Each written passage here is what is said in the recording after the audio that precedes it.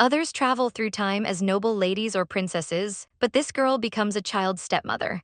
Not only does she have an ugly husband, but her son also has a strange obsession with pointy things. After a day of going crazy, Lier finally accepted this reality. It's not the time to be sad. To survive, she must build good relationships with her husband and son, but should she start by dealing with the indifferent husband or the eccentric son? Just then, she heard voices outside the window. Looking up, she saw a cute little boy and was immediately startled if he belonged to this household. Wasn't he the eccentric son? Such an adorable child was completely different from the cruel psychopath described in the novel. So the adorable son became her priority over the husband, but Lier, who had never raised a child, had no idea where to start. The original story also mentioned the poor relationship between the protagonist and his mother, leaving him to hide with a maid to observe. Seeing such a cute child, she couldn't understand why the protagonist's mother would neglect him. Unexpectedly, she was discovered the next second. Who's there? Lier had no choice but to awkwardly step out and greet them. The little guy completely ignored her and turned to leave. Lier didn't want to miss such a good opportunity. She quickly squatted down and grabbed her son's sleeve. "Cardi, can you stay?" Unexpectedly, he shook off her hand and shouted, "I don't want a mom." Running too fast, he accidentally tripped. Faced with his suddenly affectionate mother, Cardi was at a loss. "You never cared before, so why now?" he said angrily before storming off. Lier was left dumbfounded, still thinking about the events of the day even into the evening, wondering if Cardi's injury had gotten better. It seemed their relationship was even worse than expected. Sudden closeness would indeed make her son uneasy. It had to be done gradually. Seeing the letter on the table, she came up with an idea and had the maid deliver it. Hoping this would bring her closer to Cardi, the next morning Cardi woke up to see a gift placed beside him. While verbally expressing disdain, his hands had already opened the package, revealing a teddy bear, a letter, and a pink box of ointment. Opening the letter, he found it filled with Lier's concern and maternal love. Cardi was confused. Why was the mother who used to despise him so troublesome suddenly so affectionate? Why had she suddenly become so kind? He hadn't even noticed that someone else had appeared beside him. Mom muttered as she stuffed the letter into the drawer, unaware that the servant had already seen through everything and secretly saved every letter. Should I throw away the gift like always? Cardi hesitated while looking at the teddy bear toy. He decided to toss the box but kept the doll in his room, pouting while muttering, "It's not because Mom gave it to me, I just like teddy bears myself." He even asked the servant to help deliver a reply. Meanwhile, Lier was overjoyed to receive the letter, thinking her efforts were finally paying off. But upon opening it, the message simply read that he didn't want any more letters or gifts. Still, even rejection was a response, and she told herself progress would need to be gradual. She decided to put aside the task of winning over her husband and focus on Cardi for now, asking where he was. Hearing he was in the courtyard, she wondered, could it be he wants to see me? She quickly dressed and headed to the courtyard, where sure enough, the little guy was sitting alone. He hadn't touched the prepared pastries. "Are you waiting for me?" she asked. Blushing, Cardi arrogantly responded, "No, I just always come here." Lier replied, "Then I'll just sit back and watch you eat. I won't disturb you." She darted to a spot behind him and watched her son eat sweets, thinking today Cardi is especially adorable. However, a week later, Lier stared silently at a pile of invitation letters, hastily writing copy-paste responses, thinking now is not the time for socializing. Watching Cardi eat cake in the courtyard was a busy task. She even wrote an observation diary for it. "Today I saw him frowning so cute. When I talked to Cardi, he ignored me, also very cute. When she greeted him today, he nodded slightly, so cute." This peculiar mindset made the maid wonder aloud, "Madam, have you hurt your head? Isn't this more like an enemy's diary?" The maid hesitated, suggesting whether they should show it to the young master. Unexpectedly, this sparked Lier's interest. "Do you think showing Cardi this would make us closer?" Without hesitation, she prepared to show it to him. The maid was left dumbfounded, thinking, has Madam lost her mind? But surprisingly, it actually helped improve their relationship.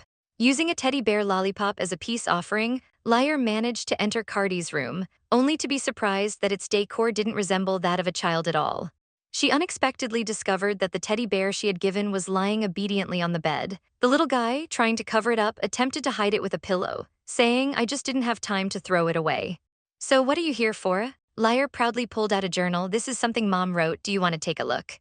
Seeing his shy reaction to reading the journal, she thought he must still be an innocent child who didn't understand love and certainly wouldn't imprison others. At that moment, a flock of pigeons flew across the sky. Lier casually asked her son, "What would you do if you encountered a rare bird?" Cardi nonchalantly replied, "Then I would build a delicate bird cage." Lier was pleased, thinking her son was still kind-hearted and knew how to create a beautiful home for birds. But then Cardi continued, "Since it's a rare bird, it should be locked up so it can't go anywhere." Beautiful things should be kept for admiration. His statement shocked Lier, making her want to take back her earlier thoughts. This behavior was exactly like the protagonist's childhood self. Looking innocent, he asked Mom, "Why aren't you saying anything?" Lier could only give an awkward smile. Cardi's thoughts left her a bit stunned. Internally panicking, she wondered what had gone wrong. Could it be that the protagonist had always been different, even as a child? What should she do now? Since that day, Lier had been constantly thinking about how to educate her child properly, to the point that she didn't even hear the maid calling her several times. "Madam, what's wrong? Are you troubled by something?" Lier thought for a moment but decided not to tell the maid. Unexpectedly, the maid speculated, "Is it because the master is coming back soon?" Her words left Lier stunned. Wasn't master referring to her husband? Parenting was something that should be handled by both parents together. She realized this could be an opportunity to talk to him and devised a plan to use their child as a reason to get closer to her husband. She asked, "When will the Duke return?" The maid responded, "In the next couple of days. We're supposed to move to another place." Lier was puzzled by this remark. "What does that mean?" The maid explained, "Recently, Madam has shown great care for the young master and the atmosphere in the house has improved a lot. So I wanted to ask you for a favor. Could you welcome the master warmly when he returns?" Lier felt helpless, realizing just how poor the relationship between the household's head and her husband was. Without hesitation, she agreed. After all, a strained marriage would negatively affect the child. "Tell the people at the Duke's residence that I will host a grand welcoming ceremony. My beloved child must never become someone tainted by blood. Since I've become his mother, I will save him." The maid, excited by the news, quickly ran off to prepare. Lier happily hummed a tune while handling documents but suddenly remembered something. "What is my husband's name?" Meanwhile, as the Duke neared home, he grew melancholic, wondering, "Will I be turned away again? I don't even know if anyone is home." Unexpectedly, he saw many people standing at the entrance of the Duke's residence. The Duke was astonished. This was the first time anyone had welcomed him back. And his wife was personally leading the welcomes. "Welcome back, Duke. I've been waiting for you." The Duke stood motionless for a long time before speaking. "Am I hallucinating? Call a doctor immediately." His knights hurriedly reassured him this isn't a hallucination. Still, the Duke couldn't believe it and kept staring at Lier. Lier reminded him, "It's quite cold out here. Let's go inside." Perhaps the fall had damaged his brain. He mentally steeled himself for a long while before deciding to enter. Lier deliberately had the maid leave them alone. The Duke warily looked around. Why is there no one here? Then he saw his smiling wife. It was the first time he'd seen her smile like that. His hand instinctively reached out to rest on her shoulder. "Let's go eat first," Lier suggested. The Duke was puzzled. Is something going on in the dining room? Lier pulled out a chair with a smile. "I have something to discuss with you." The Duke's grip on the chair tightened. He figured there had to be a reason for this sudden display of warmth. Throughout the meal, he sulked in silence. Lier was equally frustrated. "What's going on? He's being so cold even after I prepared so much." Furiously cutting her steak, she pondered how to start a conversation. "Duke, I have something to say." The Duke remained cold. "Go ahead then." Lier forced herself to speak. "The expedition must have been difficult, right? It's not an easy task." The Duke immediately set down his utensils. "Aren't you more interested in me getting injured? Be honest, what do you want?" Lier smiled on the surface but internally fumed, imagining giving him a military-style punch. "You're way too cautious. I just want to talk about the child's education." The Duke, faced with his wife's sudden change, was skeptical. "Don't you hate me? Why are you pretending to be close?" Lier, panicking, rushed to explain, "No, I'm not pretending." In her haste, she unexpectedly stumbled forward. Fortunately, the Duke dashed forward and caught her. Lier wanted to say something but was in too much pain to speak. The man who had just been mocking his wife moments ago could no longer hold back his emotions and let out a loud shout of concern. Anxiously asking why this suddenly happened, Lier couldn't help but retort, "You're really bold to ask me that when I welcomed you so warmly. Yet you didn't even express thanks and kept a sour face during the meal. How can your body, just barely recovered, endure this?" The Duke turned away with a sorrowful expression. "Don't you hate me? Every time I get close, you just yell at me to get lost." Holding Lier's hand, he said, "It's like you don't remember anything. Your hand felt cold just now. Even if you dislike me, at least let me do this." A sudden voice broke the ambiguous atmosphere and the Duke stepped away at the right moment. Lier's carefully prepared plan to get closer to her husband for the sake of her son had completely failed. She hadn't expected it to be so difficult to bond with the two men in the house. The next morning, Lier was woken up early by birdsong as she tried to review yesterday's plan. A warm family meal clearly won't work, she thought, still feeling nauseous. She had to come up with another plan quickly. Just then, someone knocked on the door. Lier was puzzled. She had already instructed the maid not to let anyone in. If someone was coming at this time, it must be Cardi or the Duke. With excitement, she opened the door. There stood her adorable son holding a bear-shaped lollipop. On the surface, she remained calm, but inwardly her heart was flipping. He must have come because he was worried about her being sick. The little guy turned his head away arrogantly and said, "Eat it. You'll feel better." Lier accepted it with a smile. "Thank you, son, for thinking of mom." Facing his beautiful mother, Cardi's face turned red as he awkwardly insisted, "I didn't come on my own. It's just because you called me." Lier knew her son's little thoughts but didn't expose them. "No matter the reason, I'm thankful that Cardi came." The little guy blushed and stared intently at Lier. Suddenly, he crossed his arms like a little adult and said, "If you're so tired you get indigestion, then don't eat with Dad." Lier thought it was out of concern and smiled, "Once I get used to it, it won't happen anymore." But Cardi's face darkened. "You're saying you'll keep eating with him?" Lier groaned inwardly, "I don't want to either, it's all for you." Unexpectedly, Cardi shouted, "Aren't you going to keep eating with Dad? Are mealtimes always going to be like this?" After speaking, he quickly ran off. Lier immediately realized he might be jealous of his father. She rushed forward and hugged the upset Cardi tightly. "To Mom, Cardi is the most important. Time with Cardi is more precious than with anyone else." Seeing her silent son, she thought he still disliked her until the next second when he hugged her back. "When you're sick, you have to sleep well and remember to eat my chocolate, okay?" Lier hadn't realized having such an adorable child could be so blissful. A few days later, Lier had fully recovered. She prepared a gift for Cardi, a special cake she had made after consulting the head chef. Hoping Cardi would like it, she went to the garden with anticipation and found the little guy there as expected. Seeing Lier approach, he even asked about her health. After sitting down, she took out the homemade cake. The little guy's eyes lit up instantly and he eagerly picked up a piece to taste. The next second, his face filled with concern as they both watched expectantly. "It's super awful," he said, though upon learning his mother had made it. He started devouring it anyway, and Lier couldn't stop him. While eating, he explained, "I'm fine, I'm eating because I want to." After finishing one piece, he wiped his mouth and asked for another. Lier looked at the little guy across from her with gratitude. "This is not the male protagonist from the novel, is it? He's clearly just an ordinary, cute child. Thank you, Mom will keep working hard." The next day, Lier decided to continue with her plan to get closer to her husband for her son. She eagerly knocked on the office door. The door was opened by the Duke's assistant. Lier carefully walked over to the desk and said, "I'm not quite sure, but can we talk privately?" To her surprise, the Duke immediately rejected her with a cold, "I'm very busy." His tone was as cold as the snow falling in winter. After saying that, he added, "Didn't you hear me? I'm very busy, please leave." The assistant, who was a keen observer, quickly stated that he would leave. "There's no need for that, go back to your position." Lier was speechless. He couldn't spare even a moment to talk with his wife. In the end, she had no choice but to leave. As soon as she stepped out, she gave the Duke a mental dragon-subduing palm. It seemed that the Duke wasn't going to be easily won over. She would have to find another excuse next time. The following day, Lier was in her room thinking about what fairy tale book to read to her son. At that moment, the maid handed her a letter. Opening it, she found it was a letter thanking her for attending the child's birthday party. Lier was puzzled. Hadn't she already declined the previous invitation? Suddenly, she remembered the invitation she had forgotten last time due to the maid's conversation. "A birthday party?" Lier groaned in frustration, but the maid suddenly looked startled and asked, "Are we preparing a birthday party for the young master?" "Though it's still early, I'll do my best. But the Marquis of Fenzer, I feel like I've heard of him somewhere." Suddenly, she recalled that he was the handsome blonde man in the book who worked at the Land Administration Bureau. But if he worked there, then he must be the one Cardi killed. Suddenly, Lier felt a complex, indescribable feeling toward her son. Now, Cardi shouldn't kill him, right?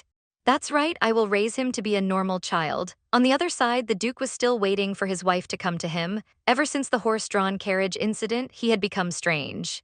He used to be cold and distant, never smiling at him. But recently, his wife always found various reasons to see him, always with a smile on her face. He quietly wondered if today his wife would also come to him smiling. The ink was almost running out, but he was completely oblivious. The assistant was so shocked by his exhausted appearance. "It seems like the madam is taking more medicine than usual today. Should I go check?" To his surprise, the Duke stood up, citing that it was too stuffy in here and he needed to go out for a walk, leaving the poor assistant to deal with piles of documents alone. He didn't forget to remind the assistant at the door, "If you're looking for the madam, she often goes to the garden. I hope you have a great time." As the Duke walked near the library, he heard his son yelling Lier. Then he heard his wife's voice, "Why does Cardi say mommy is a liar? Every time you go find her first. Didn't you say I'm the most important?" Hearing this, the Duke became unsettled, however, before he could feel happy. He overheard Lier saying, "Of course, it's best to be with Cardi." The little guy still pouted, clearly displeased. Lier pulled her son's hand and said, "Actually, I just wanted to ask Cardi if he wants to join me for the Marquis Fenzer's birthday. Should we bring a gift?" After hearing the affirmative answer, tears couldn't help but stream down her face. "You have never prepared a birthday gift for me." This also made Lier suddenly recall the memories of the garden master. The little one only wanted a birthday greeting from his mother. But he was met with indifference. She didn't expect the garden master to be so harsh with the child, just recalling it was heartbreaking. Lier tried hard to calm Cardi's emotions. "I'm sorry, my dear, I shouldn't have treated you like that. I'll never leave you alone again." After much effort, she finally managed to stop the little one from crying. "Shall we hold a grand birthday party for Cardi?" The little one initially refused, but when he heard there would be a huge birthday cake, he was completely tempted. He still acted proudly, saying whatever. Lier didn't expect the birthday wish to be the gift Cardi wanted the most. Thinking about how she used to be, Lier's heart broke even more. "How about tomorrow we set aside some time for Mom? We'll hold the party in Cardi's favorite courtyard. How about that?" The Duke, who had been hiding outside the door, also overheard the key information about tomorrow's party being held in the courtyard.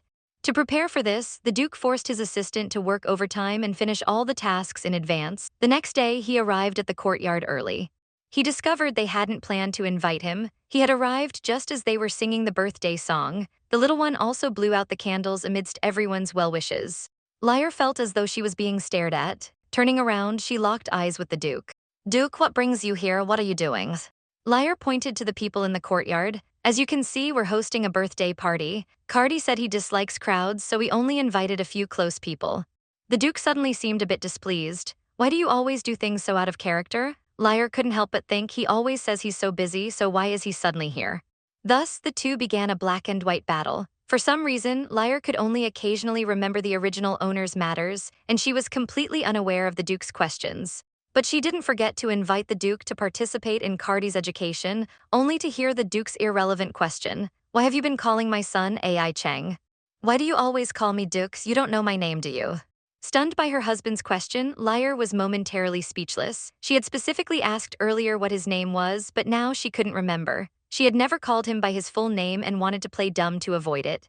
Unexpectedly, the Duke kept pressing her. In a panic, she blurted out AI Cheng with a clever grin. The Duke's heart raced, but he silently turned his face away, maintaining his composure. Lier thought she might have said something wrong, or perhaps she forgot his full name and just called him AI Cheng on impulse. She awkwardly explained, "I just wanted to call you AI Cheng. Is that okay?" The Duke couldn't hear her explanation anymore. His mind was filled with thoughts like, "She used to call me Duke, but now she calls me AI Cheng. Has she opened up to me? If this continues, I..." With a red face, he quickly muttered, "I have something to do. I'll leave now." He walked out of her sight in a clumsy, hurried manner. Just as the Duke left, Cardi quickly ran out and grabbed his mother's skirt. "What did you and Dad talk about? We didn't talk about anything." Thinking to herself, could it be that the child wants his father's blessing? She never considered this possibility, so she squatted down and apologized to her son. "Are you angry because I didn't invite Dad to the birthday party?" Actually, Dad also wanted to give Cardi his blessing, but he's too busy. He left before he could even say hi. The little one didn't want his father's blessing. He just wanted his mom to return and eat cake together. Lier couldn't help but shout inwardly, "Our Cardi is just too adorable." The little one was eating the cake in small bites under everyone's gaze. He didn't forget to ask his mom if she would give him her blessing in the future. His cute behavior left everyone speechless. "From now on, every year I will give Cardi my blessing." The subsequent birthday parties would be even grander. Lier couldn't help but shed tears. A voice in her heart echoed, "I hope you can forgive me this time," even though she couldn't hear it. Cardi, seeing his mom suddenly crying, became very anxious. "I heard that eating sweets can make you feel better. This cake is delicious, try it." Lier took a bite of the cake from Cardi's hand. She wasn't sure if it was because of the strange memory that had invaded her mind earlier, but she felt like she didn't deserve to be this happy.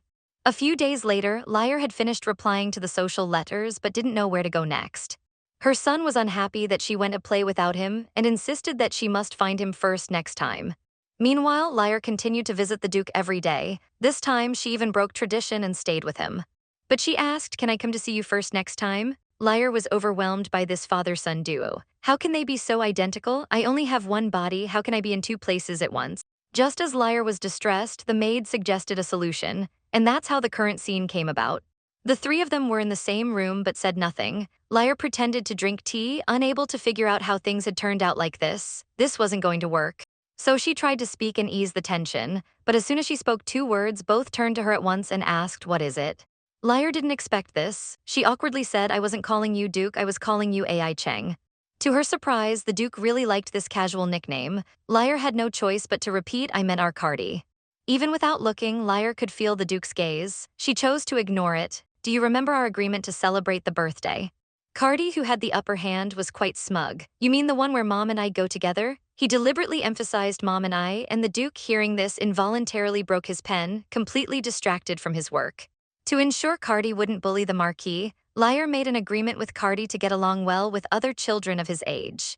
Cardi obediently agreed to his mother's request and behaved so well that Lier couldn't help but praise him. Before she could finish, she was interrupted by a flurry of papers flying around and the Duke's loud cough. Lier could only walk over and comfort him. "Are you okay? Do you want me to call a doctor?" The Duke didn't answer. Instead, he grabbed his wife's hand. "Do you really like our son that much?" Lier was somewhat puzzled by the Duke's sudden question. "Of course, he's our son." Hearing this, both of them were very happy. One was happy because of the hour and the other because, "Of course, I like my son." Lier didn't expect these two men to be so easily satisfied. They were like completely different people from when they first showed caution. The next day, the mother and son wore matching outfits to attend the birthday party. The little one secretly pulled off his tie and coquettishly asked his mom to help him tie it. Just as she tied the knot, she was startled by people suddenly appearing behind her. "Are you here to escort us?" The Duke quickly came up with an excuse, saying he had to go out for a bit. His assistant shook his head at this reason. "At critical moments, I still have to rely on my wife. It's really amazing that your route matches the Duke's exactly. How about we share a carriage?" Before the words were even finished, Cardi directly refused.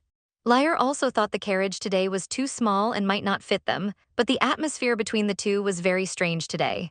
The Duke wanted to get closer to his son, but Cardi kept rejecting him out of shyness. As his mother, of course, Lier wanted to help, so she suggested preparing another carriage for the Duke and Cardi to ride together. Both of them immediately froze, then quickly walked in opposite directions. Lier had a feeling that she had said something wrong again and could only silently board the carriage, but the little one seemed still upset. Lier had to use her special tactic. "I heard that every party at Marquis Fen's place has amazing desserts." Sure enough, when desserts were mentioned, Cardi's eyes lit up. "I even specially asked them to make Cardi's favorite walnut pie." The little one finally couldn't hide his excited expression. But then he realized he was still upset and turned his face away, acting proudly. "I'm not a little kid who likes to eat." Soon, the carriage arrived at Marquis Fen's mansion. After getting off the carriage, the little one gentlemanly helped his mother down. As they entered the mansion, they saw many exquisite desserts. Lier looked at Cardi with joy but pretended to act annoyed. It was just too cute. Up ahead, Lady Fens came to welcome them. Lier was very excited about the Marquis's image ball, which like a camera could turn photos into albums. She eagerly asked the Duchess where she could buy one. Cardi's face suddenly turned cold as if a flame had appeared. "You're not getting away with this," he said, glaring. Lier could only feel regret. He was so cute but couldn't be the focus. The next moment, the two of them entered their own battle zone. Lier followed Lady Fens to the garden, but before she could sit down, she was met with sarcastic comments. "So this is from the Lepara Duke's family.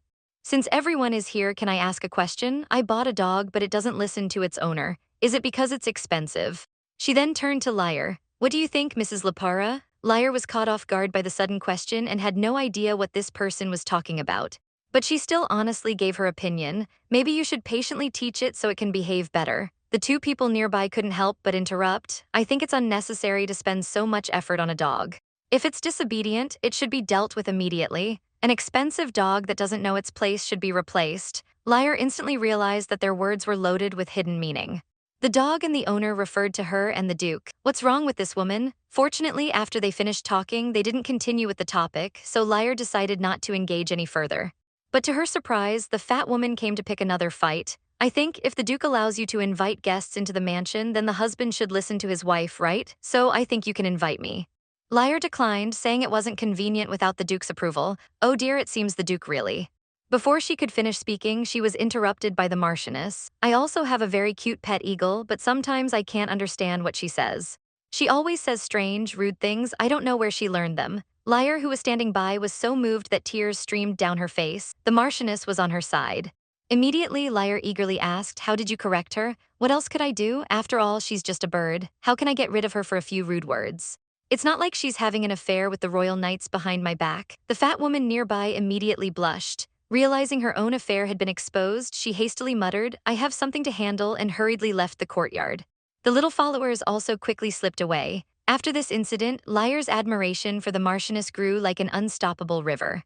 In the courtyard, only the two of them remained, facing each other as old enemies from the past life. The boy came up and the first thing he did was praise his mother. Cardi was sitting at the table eating walnut candy. The boy's sudden interruption made Cardi slightly disdainful. If it weren't for my mom's special instruction, I wouldn't play with such a childish kid. But still, he generously took out a piece of the candy and gave it to the boy. This walnut candy was specially made by my family's chef for my party. Aren't you jealous? Not saying anything further, Cardi remembered his mother's words. He should get along well with other children. He silently listened to the boy's chatter, but when the boy said, "My mom praises me every day. Does your mom do that?" Cardi couldn't hold back any longer and wanted to compare. "My mom praises me so often that it's annoying." "I don't think so. My mom must do it better than your mom. You don't even know how often my mom praises me." And so the two continued to compete with each other for 10 minutes, until a fat child interrupted them. The child pointed at Cardi and said, "My mom says you're a wild dog with barbarian blood in you. Playing with you will bring a curse." Cardi, upon hearing this, simply asked, "Can you take responsibility for what you just said?" This made the fat child break into a cold sweat and run away. At this moment, the fat woman who had fled earlier came to find her child. Seeing this, Cardi couldn't help but comment, "She and her mother really do look alike." Meanwhile, the two mothers were still exchanging parenting tips. Suddenly, Lier felt a splitting headache as unfamiliar memories surged in. A man was shouting at little Lier, "You must use your face to build connections with the nobility." The man seemed to be the original owner's father. Once she recovered, she planned to find Cardi and return home, following the Marchioness to the courtyard. She was still thinking about whether Cardi would get into a fight. After all, the scenes from the novel were vivid in her mind, but then she heard the news that Cardi was crying. She immediately ran to the scene. Upon seeing her mother, Cardi ran into her arms, crying. "Who made my child cry?" In Lier's view, it was fine to bully her, but Cardi was off limits. "Madam Chatty, you'd better explain what happened." The fat woman trembled and stammered, "My child made a small mistake and said your son has barbarian blood in him. But you know, this is just a joke between children. Do you really think this is something you can ignore? I will say this only once. Please apologize to my son." The fat woman, realizing she couldn't get away with it, grabbed her son and made him apologize. The boy had no choice but to come out and apologize. Unexpectedly, the fat woman still tried to reach out to touch Cardi. Lier immediately protected the child behind her and warned the fat woman, "I will not allow anyone who hits children to touch my child. I will let my husband handle this matter. In my eyes, the child is not at fault. The mistake lies with the parents who don't know how to teach their children to be kind. No one can be so careless in raising a child. This is why I can't forgive you." After saying this, she took the little one and went home. On the carriage, she kept comforting Cardi. She had originally thought the closed-off male lead in the novel would be a bully, but she didn't expect that Cardi was still just a child. "I'm sorry, Mom should be with you." Although the little one had just cried, he hadn't forgotten to show off to his mom, saying he had been getting along well with the other children.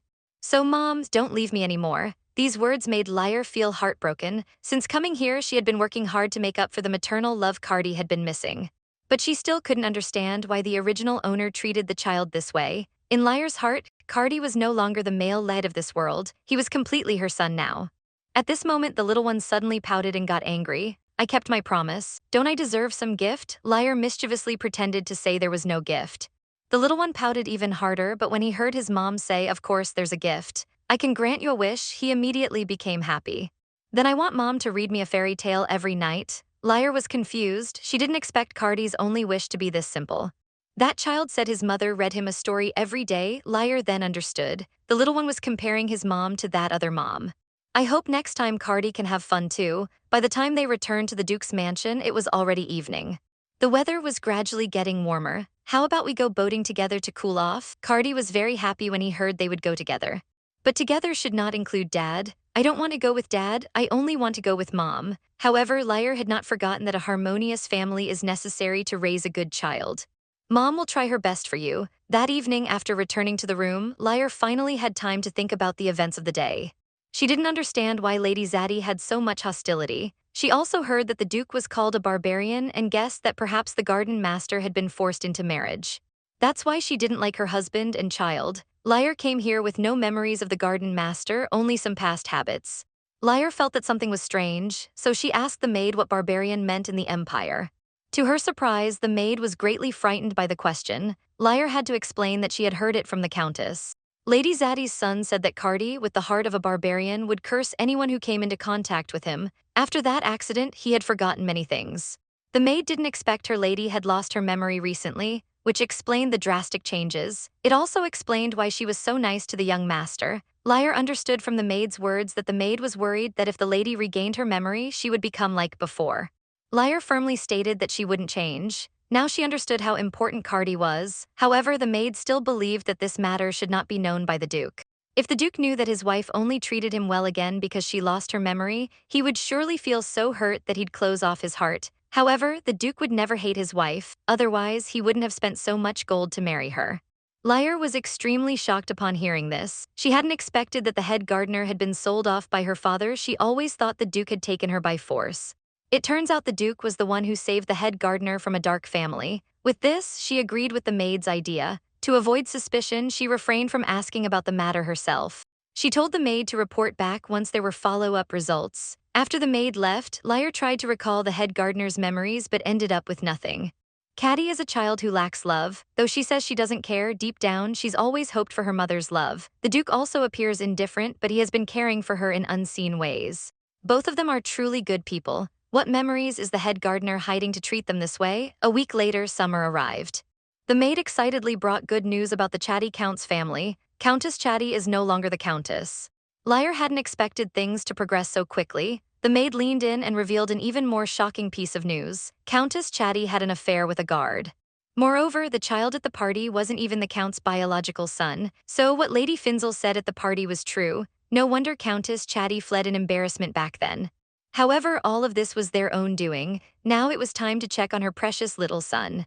She asked the maid where Cardi was and learned that he was playing in the library. She decided to bring some sweets to find him. But when she arrived at the library, it was unusually quiet. She called out Cardi's name, but no one answered.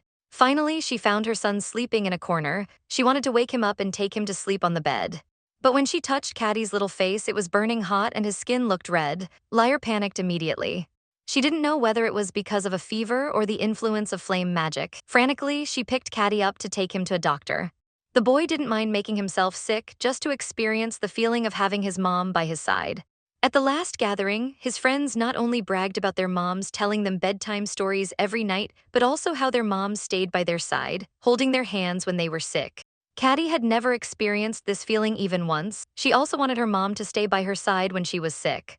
Though she felt this way deep down, outwardly, she would complain about the boy's weak health. She believed that her mom's love was far more significant than what ordinary kids received. Unexpectedly, her body's magic went out of control and made her sick. After the doctor examined her, it turned out to be just temporary physical pain.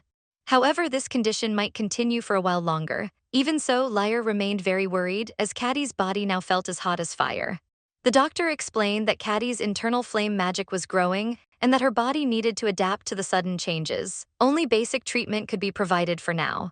Even with this explanation, Lier was still deeply concerned, so she decided to stay with Cardi tonight and personally take care of her.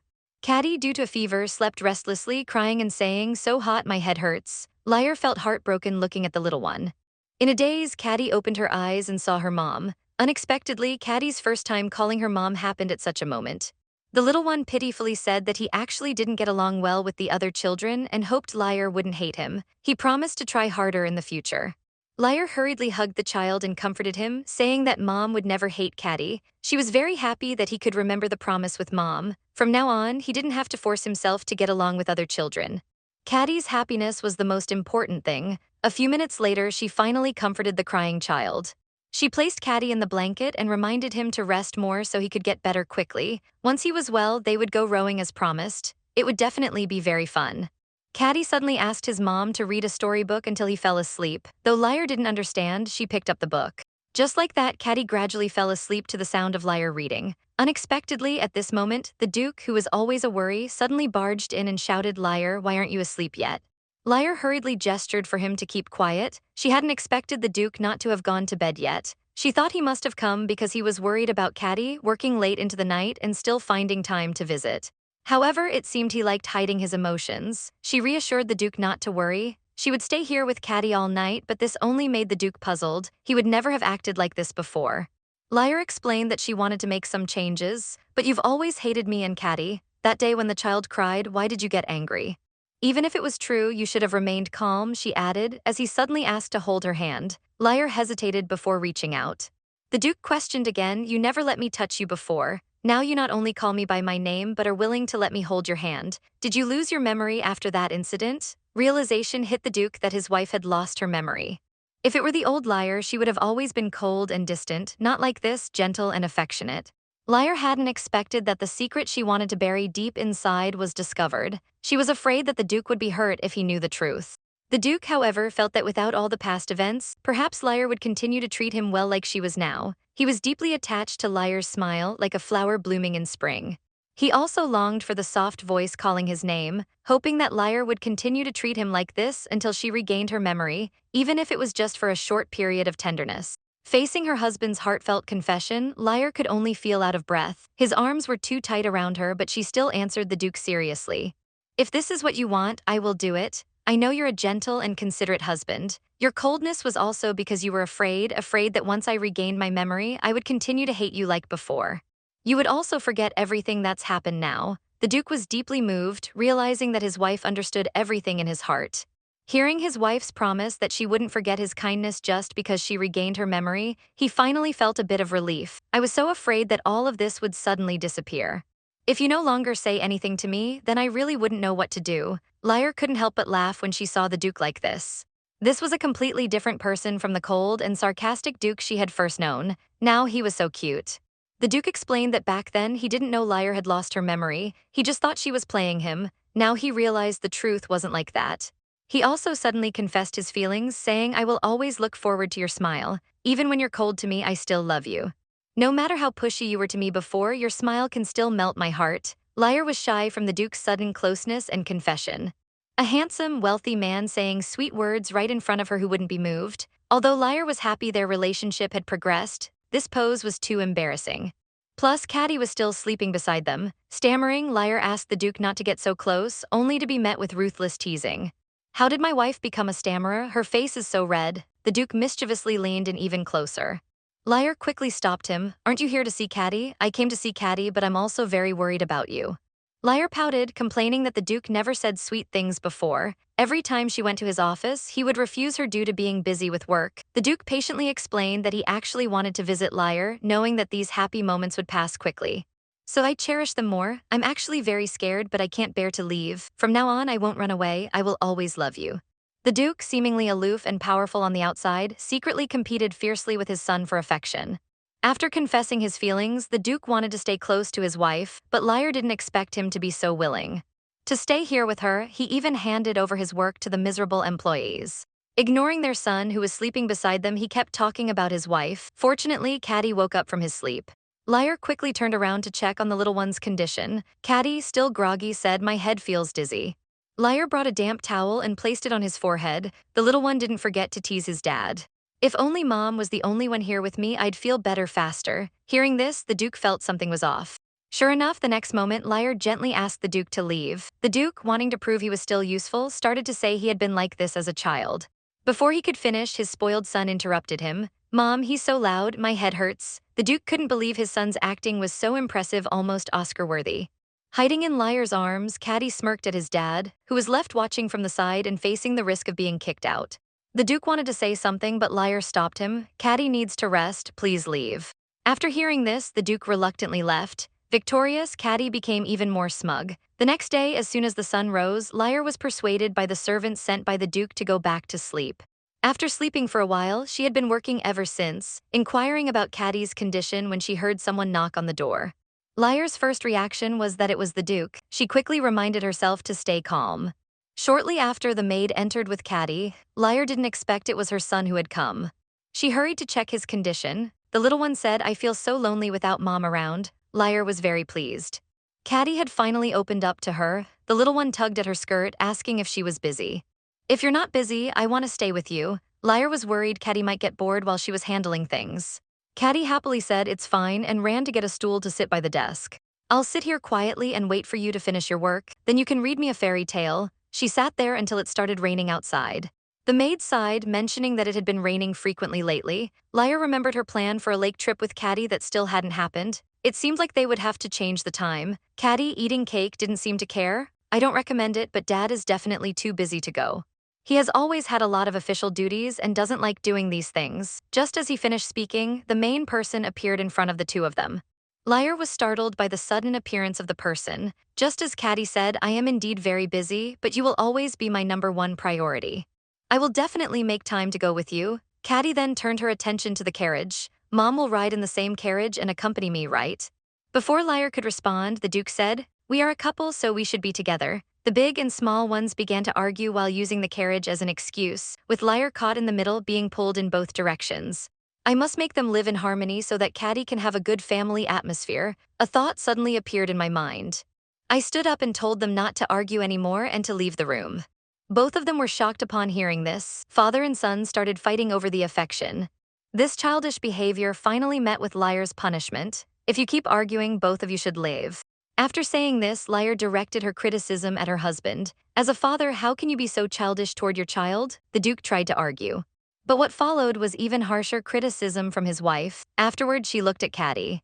You are also at fault. As a son, you should not speak to your father like that. Your father also wants to spend more time with you, but he has adult responsibilities that he must fulfill. We should understand Dad. Cardi felt guilty after hearing his mother's words and immediately confessed his mistake, promising not to act like that again. However, Lier wasn't planning to let the father and son off so easily.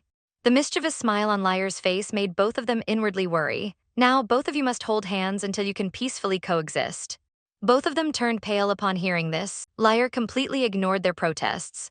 She ordered the maid to take the father and son to the hall. The two of them arrived in the hall with expressionless faces. To fulfill Lier's request, the Duke directly picked up his son. This way, holding hands was a bit easier. Cardi pouted and handed his hand to his father, then turned to tell the maid to report this scene to Mom. The Duke carried Cardi through the mansion. This unusual behavior caused the servants to gossip. The Duke felt embarrassed, not expecting so many servants in the mansion. Cardi was also complaining, this is all because of Dad. If you agreed to let me and Mom sit in the same carriage, we wouldn't have ended up like this. The Duke, facing his son's complaint, could only awkwardly turn his head away. He finally realized that Cardi was just a few years old, and here he was, treating him like this because of his selfishness. No wonder his wife was upset. But Cardi never expected that his father would suddenly apologize. His eyes widened in disbelief as he stared at his father. Then he shyly turned his face away. No matter what, Mom still likes me more. The Duke, unwilling to admit defeat, replied, even if Lier likes you more, I am still her husband. But the idea that she likes you more is just a misunderstanding. The maid behind them had been watching everything and noticed that their relationship seemed to be getting closer. After circling the mansion, they returned to the room, only to find Lier had already fallen asleep lying on the table. Seeing this as a perfect opportunity to show his strength as a husband, the Duke decisively picked up Lier, preparing to carry her back to the room. However, he found that she unexpectedly felt very affectionate. The maid watched the couple and couldn't help but ship them. The lady often worries that His Highness doesn't eat well. Why not eat together and take care of the lady instead? She even performed dramatically, saying the lady often eats alone and has no appetite. She always wants to find you to eat together but doesn't know how to ask. Oh no, I accidentally revealed this secret. It's my fault. The Duke, hearing that his wife wanted to eat with him, was overjoyed in his heart. He promised not to tell anyone, but is it really true?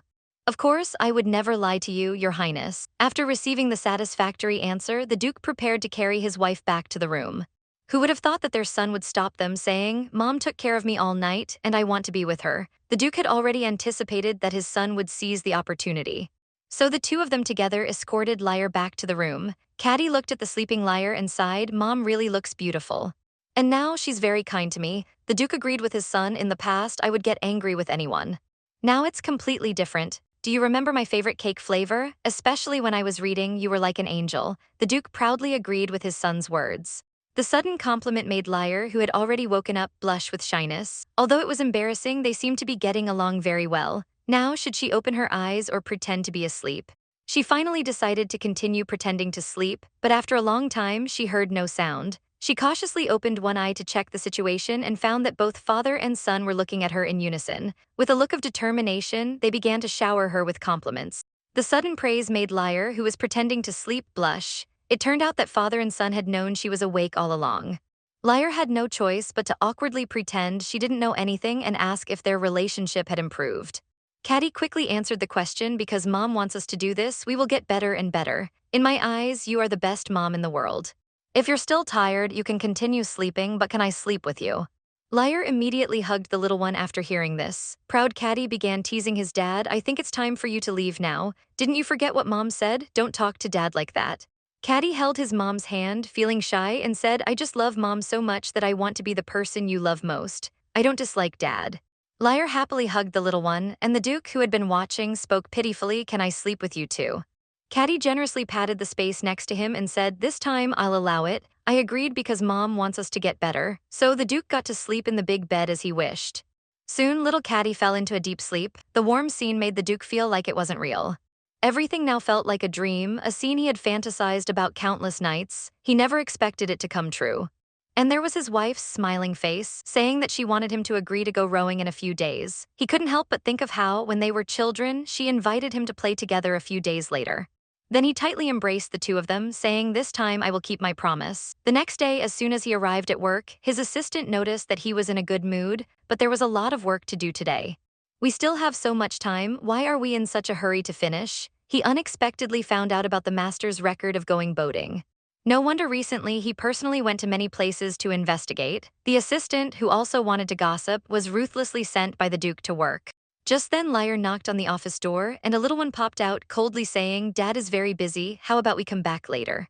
The Duke, a second later, said please come in, and Cardi was already trying to pull his mom away. After Lier entered, she got straight to the point and asked the Duke if he had time to go boating together since the weather had gotten better recently. The Duke, remembering the warmth of getting out of bed in the morning, wanted nothing more than to drop all his work on the assistant. However, he still kept a calm expression, saying, I've found a great place, and I'll make time next week to go. Lier hadn't expected the Duke to have planned ahead. The assistant quickly chimed in, wishing you and your family a pleasant holiday. This is also the reason you've been working so hard recently, isn't it? You didn't even go for your morning exercise and came straight to work. A few days later, the maid had already prepared the travel meals early. To prepare for the trip, Lier had even dressed up. At this moment, Cardi also ran over in the same blue outfit. After the last event, the child had not given up on competing for his mother's attention. Mom, I want to ride the carriage with you. Lier quickly saw through the little one's scheme. Cardi, you want to ride the carriage with Dad while I sit next to you, right? Upon hearing this, Cardi pouted and softly said, I just want to sit with Mom, but didn't dare complain about her arrangement. Not far away, the Duke was already waiting by the carriage. Seeing his wife dressed differently from usual with her shoulders exposed, he blushed. It's so sunny today, you should wear more or you'll get sunburned. He then looked away and softly said, such clothes should only be worn when I'm the only one around. Lier instantly became shy. The Duke, with an embarrassed expression, said, saying that is really strange.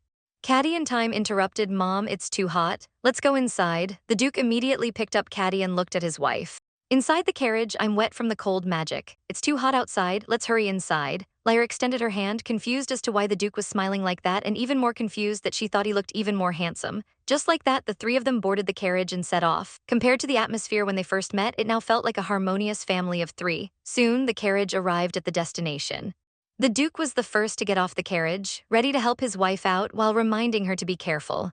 However, the hand he was going to take was grabbed by their son. Thanks, Dad. Looking at Cardi's smug expression, Lier couldn't help but laugh secretly. These two really like to compete in secret. Without saying a word, the Duke picked up his son and, despite Cardi's protest to help his mom out of the carriage, successfully helped his wife down. Cardi pouted unhappily. The Duke didn't plan to put his son down and instead pulled his wife along. Shall we go now? Lier shyly asked, how long will it take to get there? She received her husband's mischievous response, if you can't walk, should I carry you too? Cardi hurriedly blocked his father's mouth, don't talk before we get to the boat.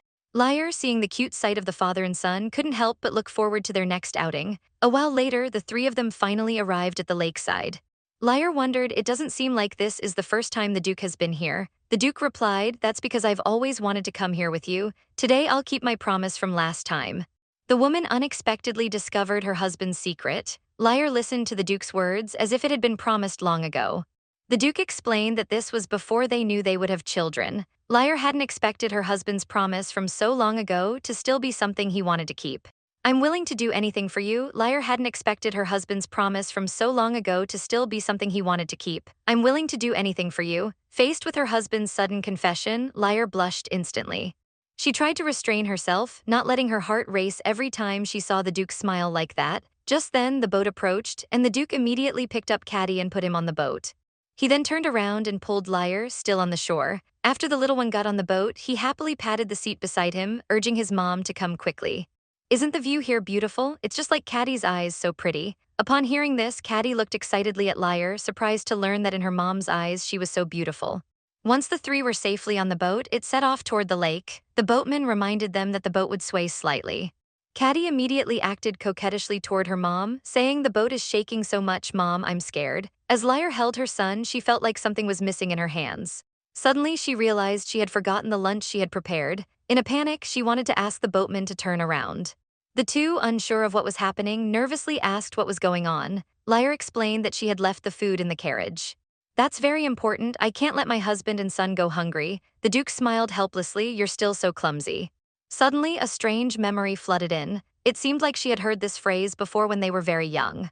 The current memory should be the original owners. Meanwhile, the Duke was still talking with the boatman. Lier looked up and saw the worried gazes of her husband and son. She quickly reassured them that everything was fine. This was the first time the three of them were out together, and she didn't want to ruin the atmosphere. However, she still mischievously turned her head and pretended to be angry. "Do you know how nervous I was about this trip?" The Duke was about to apologize. But then he saw Lier holding Caddy and smiling, telling him to take them to eat something delicious. The Duke realized that his wife had done this on purpose and smiled helplessly. "Well then, whatever my wife and son want next, I'll buy it." He turned to instruct the boatman to head to the nearest gravel town. This was the first time Lier had heard about this town. Judging by the Duke's expression, he seemed very familiar with it. After a short while, the group arrived at the town's dock. The Duke got off the boat and expressionlessly held Caddy's hand. Seeing this, Lier sighed, relieved that they wouldn't have to walk far and experience the miserable outcome of sitting for too long. The father and son's relationship was also getting better. She looked up and saw two hands, one large and one small, placed in front of her. They were saying the same thing, "Hold my hand." Lier had no choice but to hold both of their hands in the middle. However, their extravagant clothing made them stand out in the town, so they decided to find a clothing store to change outfits first. Under the Duke's lead, the three of them arrived at the clothing store. To their surprise, the shopkeeper was not only very enthusiastic but also recognized them. "I was planning to visit the Duke, but I'm so glad you came now." The Duke's demeanor left Lier quite surprised. It was obvious that they were very close, but why was that? Lier tried to focus on the clothes, trying not to be too sensitive. While doing so, she eavesdropped on their conversation. At first, they simply chatted about their recent happenings. But the last words left Lier shocked. The woman was actually jealous of both her husband and a man. While looking at clothes, Lier kept paying attention to their conversation. They seemed to be very close friends. Meanwhile, the Duke was still explaining the purpose of their visit, hoping for a comfortable robe to cover them. The shopkeeper immediately went to find a suitable robe. "Madam, please take a look at these." Lier's heart was still struggling. She felt the shopkeeper was just a familiar acquaintance of the Duke, yet for some reason she was very concerned. Could it be that she's jealous of them? The shopkeeper, not understanding, looked at Lier's changing expressions and thought she disliked his recommendation. After hesitating for a moment, Lier finally asked what was on her mind. "Are you and Jayan friends?" Hearing this, the shopkeeper made a surprised expression. "Oh my God, Madam actually called the Duke by his nickname." He then became serious again. "The Duke and I are indeed good friends." Lier immediately felt uneasy. What did this mean? "Madam, don't you recognize me? I'm a member of the Duke's Knight Order. I used to have long hair." Lier was instantly dumbfounded. "You were once a knight?" "Yes, because I found a new dream here. I had to give up my knight identity. I once swore to always serve the Duke, and I'm sorry for that. So every time the Duke's family comes to the town, my shop provides free clothes. Today, the Duke didn't come alone like usual, but brought you and the young master with him." Lier immediately felt embarrassed. She had no choice but to change the subject by focusing on the clothes. She didn't expect things to develop like this. Why was she feeling anxious because of it? In fact, the Duke's mind and eyes were entirely on Lier. Occasionally, he would have sudden memories. He had always wanted to get close to the Duke, just like the head gardener, as if part of the head gardener still resided inside her. At this moment, Caddy, now in his outer robe, hurried over. "Mom, let's go eat, I'm hungry." Lier also took off her hat and handed it to the shopkeeper to be taken to the carriage. "Sorry for asking you strange questions earlier. I think I misunderstood you." The shopkeeper was very happy and said it's all right. He saw that their relationship wasn't as bad as the rumors suggested. Lier immediately blushed and stuttered her thanks. The Duke quickly caught up and supported his wife. "You're walking too fast, you'll trip." Seeing this, the shopkeeper felt more at ease. It seemed the Duke could finally get along well with the girl he had secretly admired for so long. After a while, the group arrived at a nearby restaurant. Lier apologized to Caddy for not getting to row as they had planned. "Because of my carelessness, we had to disembark early." But Caddy didn't think so. Today I'm really happy. The river was so clear and the wind was so refreshing. I really liked it. But I also loved talking to you, Mom. Next time we can come again for the village's festival or maybe go to the next village. Let's look forward to our next trip. Soon, the food arrived. Lier reminded Caddy to eat carefully and blow on the food first. Caddy listened to his mom's advice and carefully blew on the food. But instead of eating it, he held it out to Lier. Mom, you eat first. This adorable and thoughtful gesture gave Lier a shock. Caddy was so cute, she really wished she had a camera to capture this. The food Caddy fed her was also so delicious. The Duke stood by and watched the two feed each other, not expecting that the next moment he himself would be left out. Pretending to be calm, she asked Lier what was the matter upon seeing the spoon handed to her. On the surface, feeling helpless but inwardly overjoyed, she calmly ate her dinner. Afterward, the three of them took a carriage back home. Caddy, who was a day late, fell asleep as soon as she got on the carriage. According to Caddy's maid, she had been so excited about today's trip that she hadn't slept all night. Lier looked at the sleeping face of the little one, still so cute. Thank you for arranging everything today. I hope we can find another opportunity to go out and play. The Duke, blushing, looked at his sleepy wife. Of course, Lier, there will be countless more moments like this. When they returned home, the servants were ready to carry Caddy, but Lier refused. I want to put Caddy to sleep with the Duke. The assistant quickly said, I hope the Duke will help put the young master to bed. Later, there are still a bunch of files in the office that need to be dealt with. Before he could finish his sentence, the maid punched him, making him dare not speak further. Just then, Caddy woke up. Lier told him to take a bath first and then they could sleep together. However, to her surprise, the little one directly refused. That's my room. I want to sleep alone so that Mom and Dad can have more time together. The boy decided to sleep alone that night. Caddy's decision surprised Lier. She thought the little one was mad at her, but it turned out he had a little secret with his dad and had promised not to sleep with Mom tonight. Lier curiously asked about the reason but was met with Caddy's refusal. This is a secret between me and Dad. I'm sorry, I can't tell Mom. You don't have to read a fairy tale tonight either. Mom must be tired. Lier gently patted the little one's head, feeling reassured. Caddy, you've really grown up. You even know to be considerate of Mom. She then curiously asked the Duke what the agreement was. The two of them acted as if they had already discussed it and kept the matter mysterious. So that night, contrary to Lier's expectations, she thought the three of them would be together, but it turned out to be just the Duke and her. Now, out of curiosity, he wouldn't say it either. She guessed that maybe Caddy wanted to make Mom and Dad closer, so she went ahead and grabbed the Duke's hand. But to her surprise, he was trembling nervously. Could it be that the Duke was still afraid he might suddenly regain his memory? I want to know what you think of today's friendship, Lier said, but before the Duke could answer, the head gardener's memories surged in. The head gardener cried out in despair, I can't love him. I don't deserve happiness, but I can't stop myself from wanting to say that I love him. If it's like this, then hate me instead. Lier suddenly realized that something was wrong. The head gardener seemed to love the Duke, but why would he push him away so ruthlessly? Something must have happened between them. The Duke noticed his wife's changed expression and quickly asked with concern, it must be that the carriage ride today was too tiring. You should rest early to recover. Lier knew that the Duke was still being cautious, afraid that one day he might suddenly regain his memory. If they were to truly restore their relationship, she needed to uncover the truth. Why, even though I was so harsh to you before, do you still love me? Why do you love me so blindly? Honestly, I don't know. Maybe it's because of your beautiful smile, or perhaps because you're sometimes clumsily cute, but I love you unconditionally. Do you believe that? Lier was silent. Even if I don't return the same feelings to you, do you still love me? The Duke hadn't expected his wife to suddenly discuss this. Lier explained, feeling as if this period of time had been a dream. You must still be worried that I'll regain my memory, right? How about telling me the truth? Why did our relationship turn into what it is now? The Duke wanted to speak but stopped. Maybe I'm selfish. I didn't want to tell you everything that happened. I just wanted to keep seeing your bright smile. Lier didn't want to miss this chance and still held on to the Duke, wanting him to speak the truth. Why do you keep avoiding it? I know you won't hurt me. Actually, even if you did, I wouldn't allow it. Please stop avoiding it. Lier then kissed the Duke on the lips. Faced with such an active wife, the Duke could no longer suppress the feelings in his heart. He hugged Lier and deepened the kiss. Caddy once again met his good friend after being refused by the Duke to reveal past events.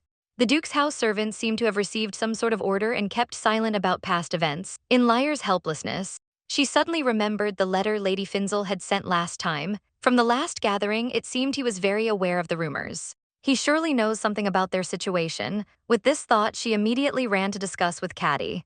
Lady Finzel's son wants to invite you to play again. This time, it will just be the two of us as the only guests. You and your friend can play without being disturbed. Caddy thought about his mom's words. You mean Finzel's son wants to play with me? Lier answered, puzzled, yes, that's what the letter said. After hearing this, Cardi smiled and asked, then why don't we invite them to our house? This left Lier even more confused. Yes, I want to show my friend my mansion. Lier was very excited upon hearing this. Cardi had actually used the word friend, which meant he had moved away from the tragic storyline of the original. Mom will write a letter to Finzel right away. Cardi said, then I want to play alone with Rads. The agreed date soon arrived, and Cardi was eagerly looking forward to the meeting. Lier was also pleased, thinking that her son really liked this new friend. We must get along well today, okay, I will make sure of that. The maid came to inform them that Lady Finzel had arrived. Soon after, the two of them entered the family estate. Thank you for the invitation, madam. We are both very excited to be here. Little Rads also greeted them in a gentlemanly manner. Cardi has been looking forward to this day for a long time. The little one looked puzzled. Did you mean Cardi? Of course, Rads, I've been wanting to meet you. Lier looked at the two children, feeling confused. Are they really good friends? The next second, Cardi proposed to take Rads to tour the Duke's mansion. At this moment, Lier was extremely happy. Cardi had made a friend, and Lady Finzel also reminded her son to get along well. And so the two little ones went off to play by themselves. The mothers watched the children leave. Lady Finzel complained that her son didn't let her bring the flowing shadow ball, saying, if I had, such a cute moment would definitely need to be recorded. Then the two mothers began their pleasant afternoon tea time. Lier had specially prepared the best tea to entertain Lady Finzel, who was very interested in it. She thought of a friend of hers. Unfortunately, her friend was sick last time, so they didn't meet. Lier had already packed some tea leaves before they left. Then she heard Lady Finzel say that her friend had pink hair and loved her child very much. This made Lier think of the female protagonist from the novel, who also had pink hair. Her mother had long been tortured by illness. The female protagonist believed that misfortune started when her mother passed away. Has your friend's child turned 7 this year? Does she also have pink hair and clear eyes like hers? After hearing Lady Finzel's confirmed answer, Lier realized this was the female protagonist who was about to appear, the one who would be imprisoned by Cardi. At this point, Lady Finzel asked a soul-searching question. How do you know all this? You two have never met before. Lier was stunned and didn't know how to explain. In order to prevent her daughter-in-law from meeting the fate of being imprisoned by her son, Lier decided to change the female protagonist's tragic childhood, but was met with suspicion during her conversation with Lady Finzel. Lier quickly tried to dispel Lady Finzel's suspicion by claiming she had learned about children of Cardi's age. To her surprise, Lady Finzel actually believed it. So Cardi and my friend's daughter are only 1 year apart. Lier understood this clearly in her heart. In the original story, the female protagonist's mother died when she was 8. 1 more year and that would mark the beginning of her tragic fate. After that, the female protagonist's father, in his grief, began drinking heavily. Malicious people took advantage of this and caused him to rack up a huge debt, leading to the family's eventual downfall. The female protagonist's father, because of this, made a terrible decision. After his death, the female protagonist had no choice but to enter the Duke's house to work and pay off the debt. That was when Cardi took notice of her and imprisoned her. To prevent this from happening, Lier decided not to let the female protagonist's family collapse. The only way now was to cure her mother's illness. The female protagonist's mother's illness could be cured if treated early. In the novel, it was because of the expensive treatment costs that they gave up. However, Lier, who knew the plot well, had another method, but she needed to see her first, so she asked Lady Finzel if they could visit. She quickly got permission. This way, she could communicate with the female protagonist's mother and also see the future daughter-in-law. In the original story, she was a breathtaking beauty and must have been very cute as a child. Talking only about the female protagonist wasn't good enough. It was time to ask about that matter. Lady Finzel noticed that Lier seemed to have something to say. She actively changed the topic. I can see that you're worried. Don't worry. Whatever you want to say, I'm willing to listen. Lier, pretending she didn't often participate in social events, wanted to know what rumors about her were circulating. I used to always refuse to attend gatherings. I wonder if it caused a lot of misunderstandings. Lady Finzel immediately denied this idea. They are all jealous of you. There's nothing like that at all. This statement made Lier confused. Then Lady Finzel began recounting the romantic love story of Lier and the Duke in the social circle. You don't know how famous your love story is. The Duke fell in love with you when you were still a child. He even proposed to you and helped pay off your debt. When you said you just wanted to live a peaceful life, the wedding was held on a small scale. The rumors say that you only ever appeared in front of the Duke. Everyone is very curious about this. Mrs. Finzel excitedly recounted the story. You have no idea how thrilled I was when you said you would come to the birthday party. Lier felt extremely awkward after hearing this, as the story was like something out of a romance novel. It was difficult to reconcile this with the Duke and Caddy's reactions from the beginning. It was completely different from the rumors. Mrs. Finzel candidly admitted that their love story was the only rumor, telling Lier not to worry too much about it. It seemed that Mrs. Finzel couldn't provide any other information, so Lier realized she would have to rely on the sudden emergence of the original owner's memories. The topic then shifted to their sons. Lier also generously shared the diary she wrote for Caddy. Just as they were chatting about their children, the door suddenly knocked. A few incompetent servants following Caddy entered. "We are here to seek the lady's help." Hesitating, they said, "The young master and the Marquis' son are listening." Both of them immediately became tense and urged the servants not to hide anything. Only then did the servants reveal, "The young masters are destroying everything on the road, and we couldn't stop them." Lier immediately thought this was bad and followed them to the scene.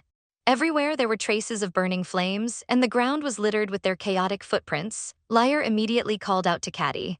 The little one was all dirty and panicked, looking back. Those two little troublemakers have caused trouble again.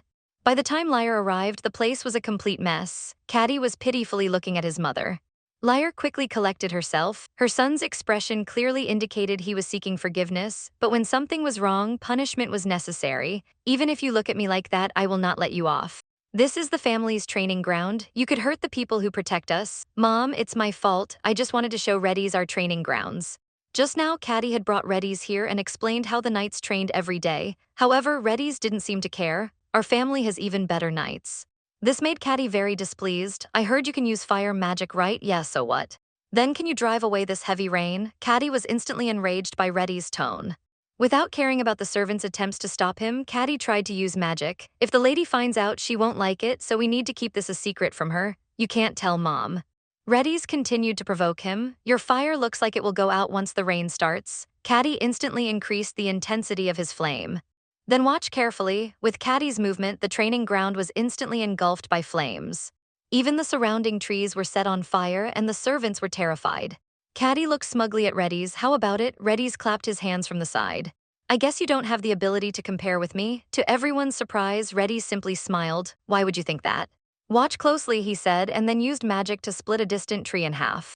"How about that? My abilities are surely better than your magic, right?" Caddy was not about to back down. "If I wanted, I could burn all the trees here."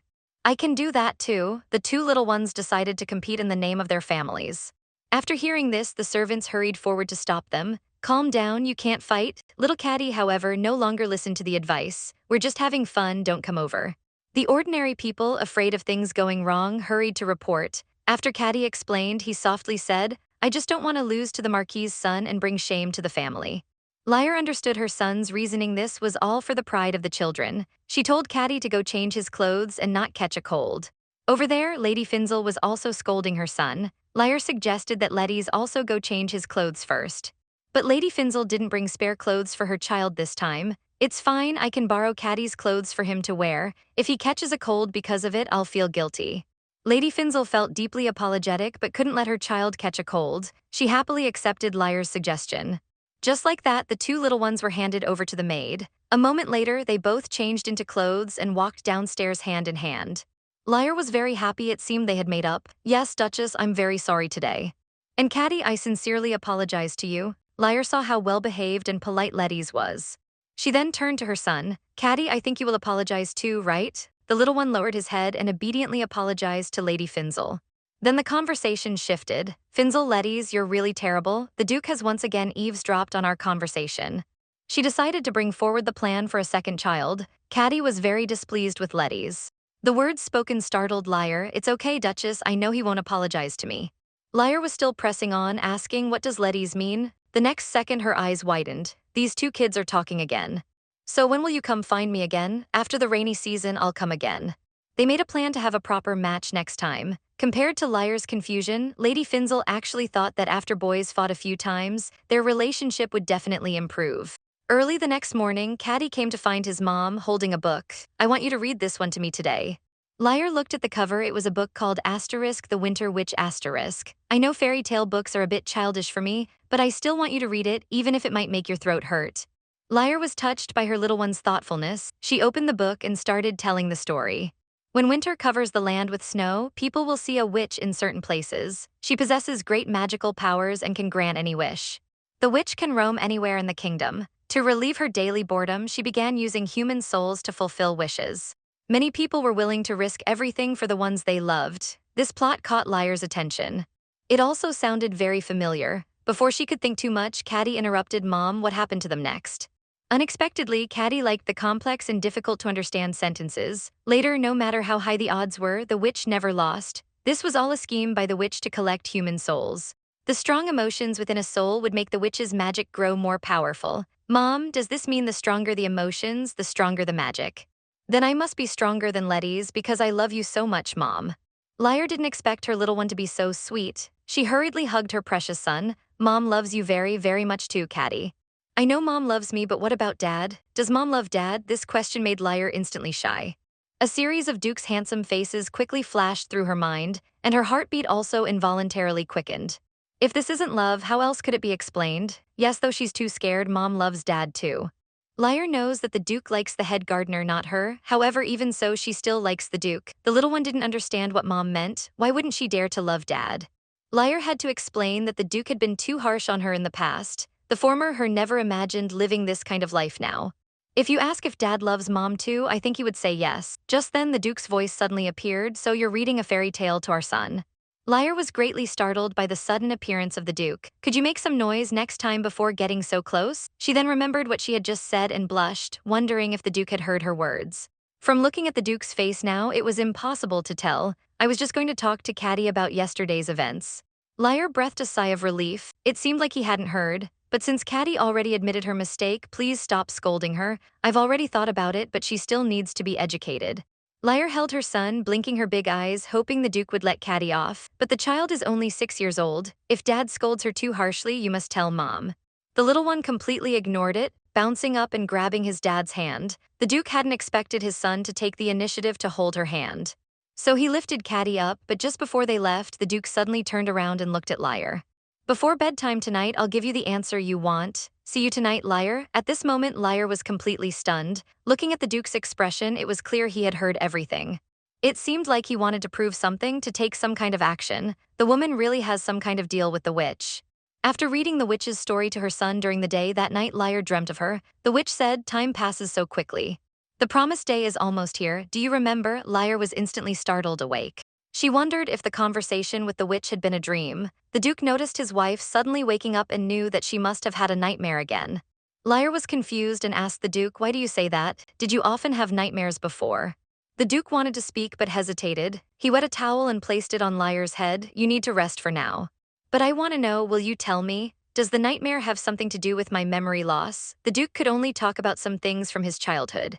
They first met when they were kids. Lier had greeted the Duke's wife by holding her hand. However, the next second she tripped because she was too nervous.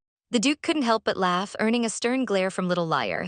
He thought it was just a chance meeting, but in the days that followed, there was always a little girl nearby, although his personal space was being disturbed. He couldn't help but develop a fondness for this seemingly cute girl. Every time they met, he was drawn to her. "Now all I can tell you is this." Lier pouted in displeasure, always the same, never able to say more. "A few years ago, I made you a promise that we would be like we were when we were little. I didn't expect that I would break my word, only fulfilling the promise when you lost your memory. Therefore, I don't want you to regain your memory." Lier wanted to ask something more but was stopped. "You should rest well now. Don't be afraid, I will stay by your side and you won't have nightmares anymore." However, after that night, a distance remained between them. Even the maid noticed and, crying, asked Lier if she had argued with the Duke, why they suddenly started sleeping in separate rooms. Who knew that the mistress herself was even angrier? Why not ask the Duke? What's the reason she suddenly wanted to sleep in a separate room? Lier was very troubled, as without knowing the original owner's past, there would be no progress. After that day, the Duke went to another room, claiming that he had work to do and would stay up late, and even the assistant could not see the Duke's figure. This behavior was clearly intentional avoidance. Thinking about it, Cardi suddenly ran in, calling for Mom. With big eyes blinking, Cardi asked if she had argued with Dad. "Was it because I did something bad?" Lier didn't expect the child to think it was her fault, and hurriedly comforted the little one, saying it was just that Mom and Dad encountered some problems. Mom wants to ask Dad some things she doesn't want to talk about. The little one clearly didn't understand. "You two are arguing over such a small thing." "We didn't argue, we were just sorting our thoughts, but you're not sleeping in the same room anymore." Lier laughed and hugged her son. She used to be the one most opposed to her being with Dad, but unexpectedly, the little one suddenly spread his arms like an adult and shook his head. Mom, you don't hate Dad, right? You still want to get along with him, right? Lier was left dumbfounded by her son's sudden question. Well, yes, that's true. Caddy then jumped down and snapped his fingers. I've finished talking with Mom, now you two can take over. Just as Lier was puzzled, two people suddenly came in. This is the young master's order, please forgive us, madam. Just like that, they lifted Lier up, one on the left and one on the right. The little one stood by, watching everything. Mom, you taught me to be kind to friends. Then why are you arguing with Dad? Lier already had a feeling about what her son was trying to do. Caddy walked with light steps to open the door. Then, Mom, it's all yours. After receiving the order, the two began walking out. No matter how Lier called for her son, it was of no use. With her son's help, the young couple finally cleared up the misunderstanding. Caddy instructed the guards to take Lier to the Duke's office. At this moment, the two were sitting face to face, feeling extremely awkward. Though Lier also wanted to clear things up with the Duke, it wasn't in such an awkward situation. The Duke was also caught off guard. Clearly, his son had told him he wanted to ask about some superpower-related matters and instructed him to wait in the office. But he didn't expect to end up with his wife being carried in. He clearly knew about Caddy's plan. Yes, it was the son who suddenly had people carry me over. The Duke finally shyly admitted his mistake, explaining that he had been avoiding Lier. I knew you did it on purpose. Why did you do that? The Duke said in a soft voice, embarrassed. It was because I didn't want you to regain your memory. What I said about the past was because I saw you having nightmares. I couldn't bear it and spoke without thinking, but afterward I regretted it. I knew you would eventually regain your memory.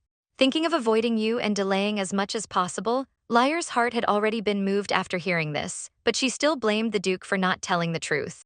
But the Duke was still afraid that these days were just an illusion, worried that the imagined future would happen. Lier suddenly tightened her grip on the Duke's hand, telling him not to be afraid, everything was just an illusion.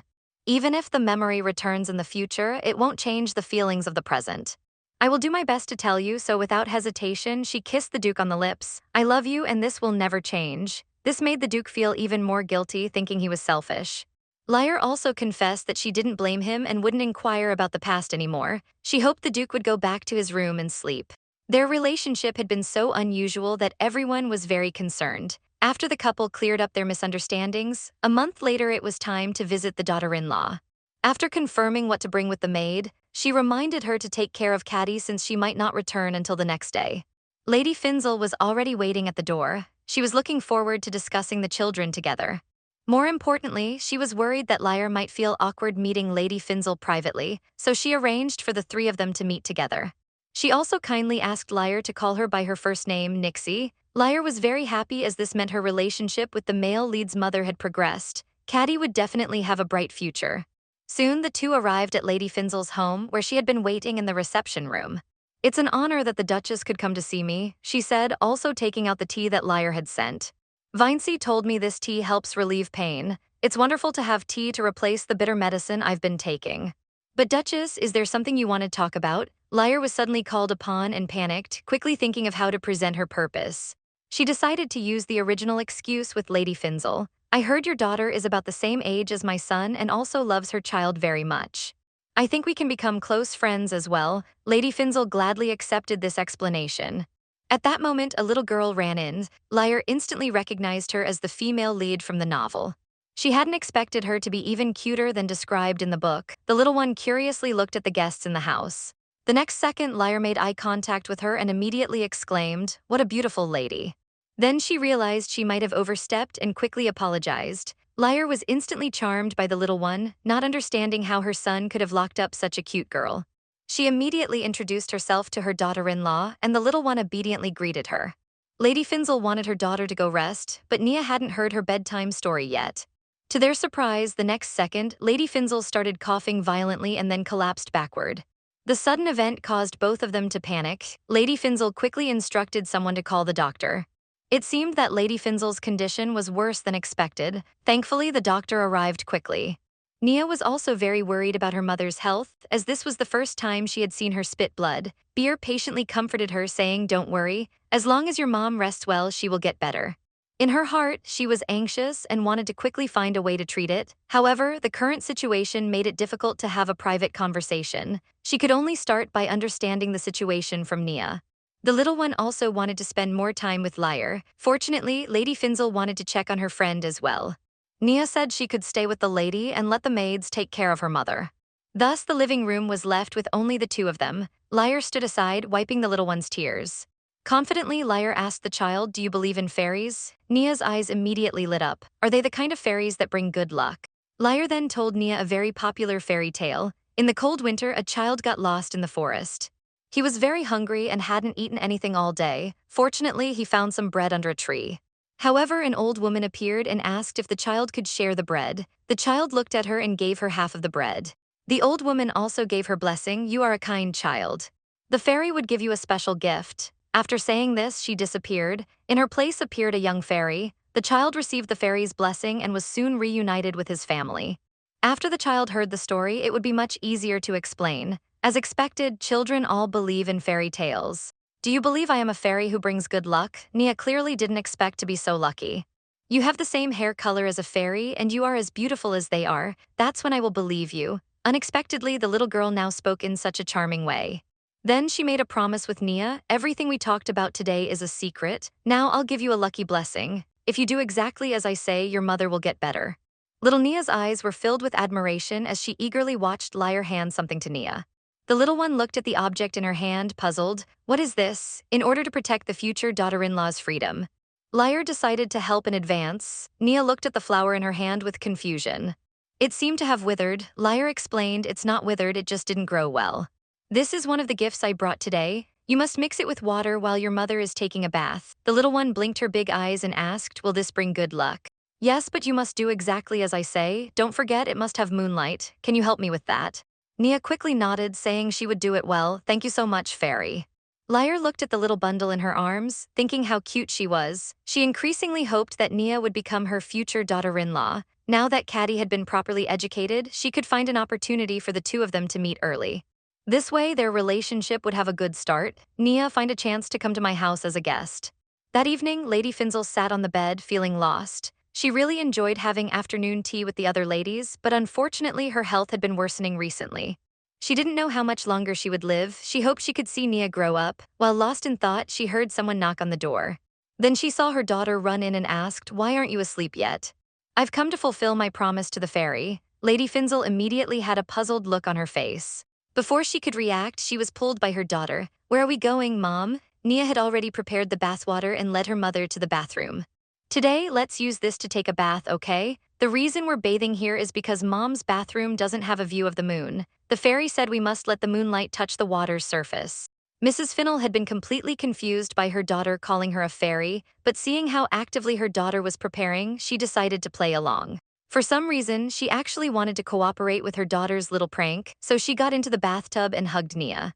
Amazingly, the wilted flowers began to bloom one by one. Mrs. Fennel noticed this change. Just a moment ago, when Nia came in, the flowers didn't react at all. Nia picked up a blooming flower and excitedly shouted the fairy was telling the truth. Mrs. Fennel, curious, asked, "Who is the fairy you're talking about?"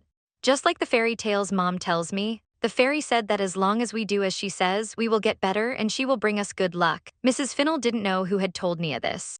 But strangely, her body actually felt much better and her head no longer felt dizzy. She had never experienced such an effect from medicine before. She hadn't received treatment from the new doctor recently or taken any different medicine. Why was she suddenly feeling better?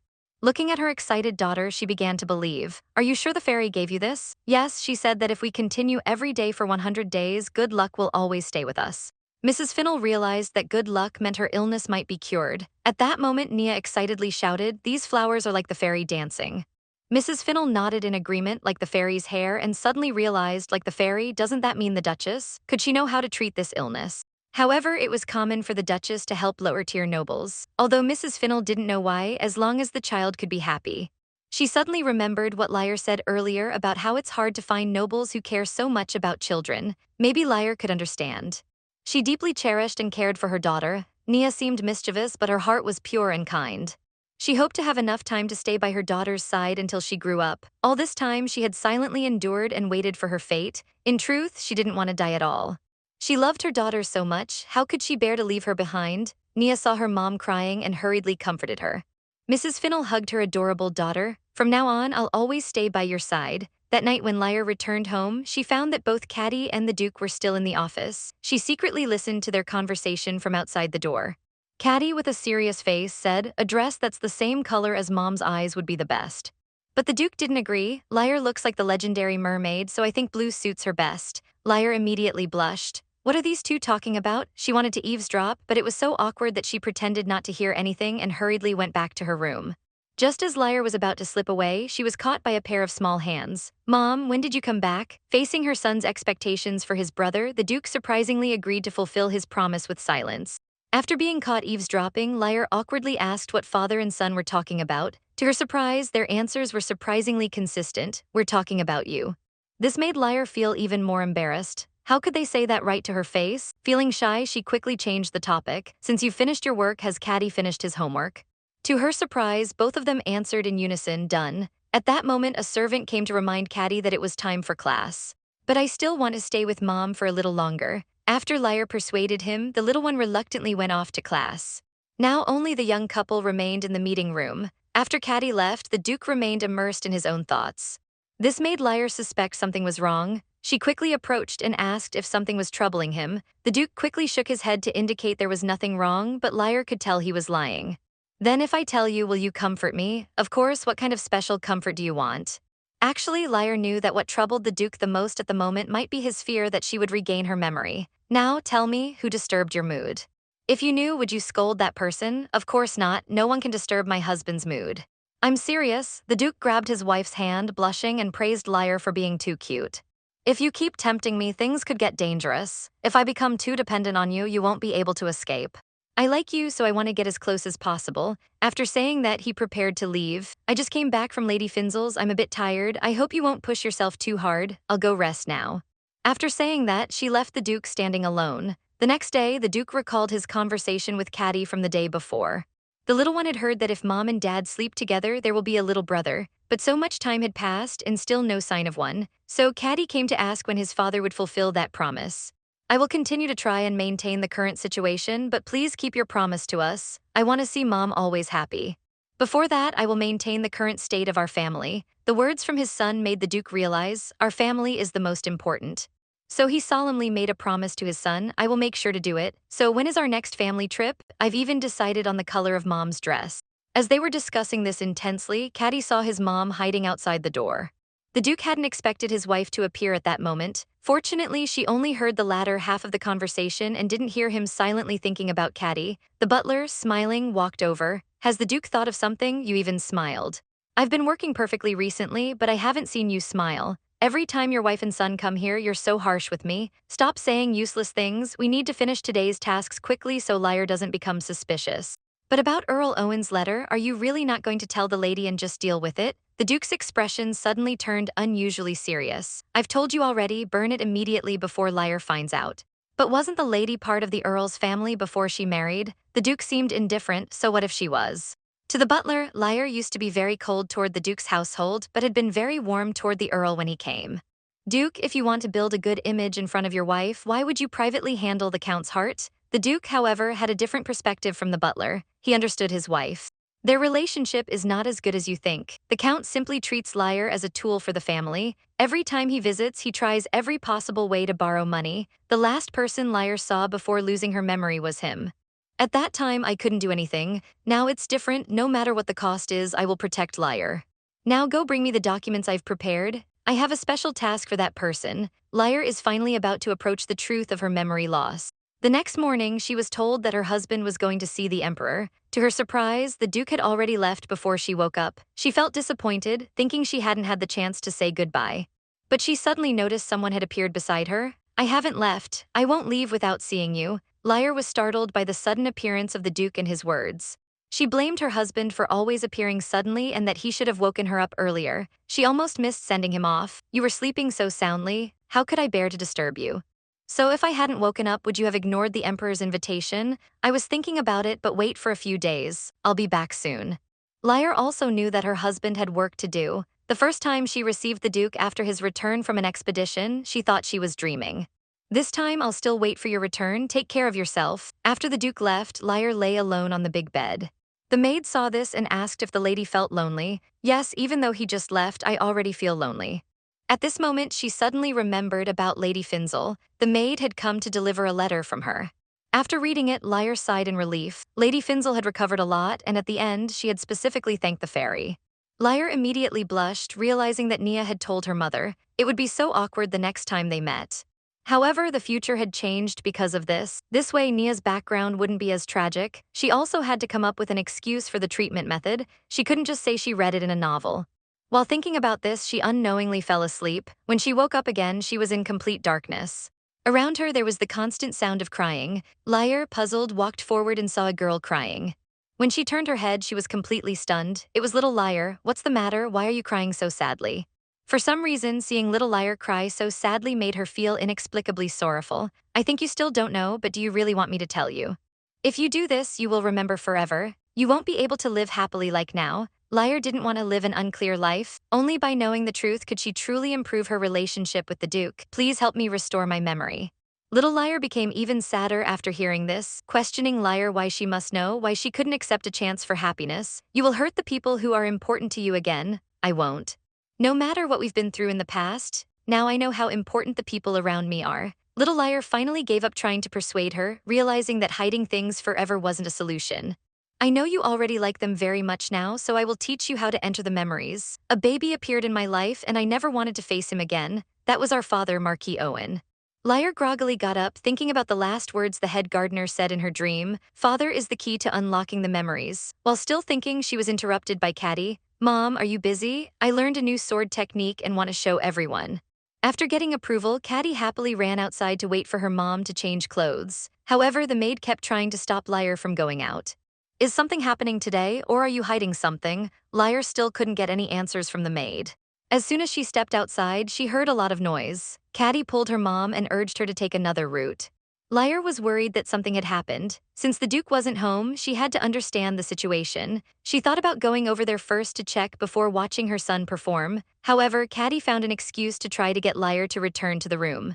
The servants at the door were very nervous when they saw Lier and all rushed forward to stop her from going further. Lier realized the problem. Their coordinated actions must have been arranged by the Duke. She suspected there was someone outside that she wasn't allowed to meet. In the next moment, a man appeared in front of her. Long time no see, Lier. When danger approached, Cardi immediately wanted to protect his mom. Due to the Duke's orders, the guards prevented the Count from entering the residence. When the Count saw Lier, he questioned why she wasn't allowed to enter. Lier knew that he had intentionally come when the Duke wasn't around, but this was also the best opportunity to learn about the head gardener's past. The Count would surely speak freely about it. So she allowed the guards to let him in. The Duke isn't here, and as the lady of the house, I have the right to make decisions. I don't want to repeat this, let him in. The guards then let him in. The Count shamelessly asked Lier, why are you receiving your father like this? I can't believe you're letting them treat me this way. We are family. Lier didn't want to say much and directly instructed the maid to take him to the meeting room. The moment she saw the Count, she felt an overwhelming sense of disgust. It made people wonder what kind of person her father was to provoke such a reaction. Little Cardi also noticed his mom's expression and worriedly asked her not to make such a face. It scares me. You always had that expression before. Sorry, Cardi, Mom is just feeling a bit strange. I promise I won't make that scary face again. Every time I see you, I want to smile. You're such a cute and gentle child. I'm so happy. Don't worry, Mom won't make that face anymore. Lier knew Cardi's inner unease. He was afraid his mom would become like she used to be. Now Mom has to go and receive guests. You stay in your room and wait for me. To her surprise, the little one firmly insisted on going with her. I promised Dad I'd protect Mom's smile. Since Father isn't here, I will protect you. If that person hurts Mom, I'll burn him to ashes. Lier was very moved by her son's protective words. She felt like she could manage him. You have to make sure to control yourself, okay? Little Cardi obediently agreed to his mom. After entering the meeting room, Lier placed her son on the sofa. To her surprise, her father's mocking voice came again. You two seem very close now, but before you always looked at him coldly. Maybe it's because we share the same blood. Do you want to raise your lowly child? Lier didn't expect the Count to speak like that in front of the child. She immediately stopped him angrily while Cardi silently controlled the flames. I think you haven't properly disciplined him. Are you trying to burn me, your grandfather? Cardi also confronted the Count without hesitation. If you dare hurt Mom, I'll do the same to you. I won't forgive you, Grandpa. Lier quickly told Cardi to retract the flames, and the Count added fuel to the fire. Don't you want to know why I say you're just as lowly as your mother? Why don't you leave? I think we still have something to discuss. Cardi immediately stated that he wouldn't leave. I can't let Mom be alone with someone like you. Lier knew that the Count was a despicable person. If Cardi stayed, she didn't know what else he might say. The last thing she wanted was for Caddy to be hurt. Caddy, can you trust Mom? Rather than being a mother who's protected by her son, I want to be the mother who can overcome difficulties. Can you leave the room for a moment? I'll talk to Grandpa alone. Caddy was very reluctant, but when he heard Mom say that, he could only remind her to call him if anything happened while walking out. As soon as Caddy left, the Count's laughter echoed behind him. I see you've tamed them well.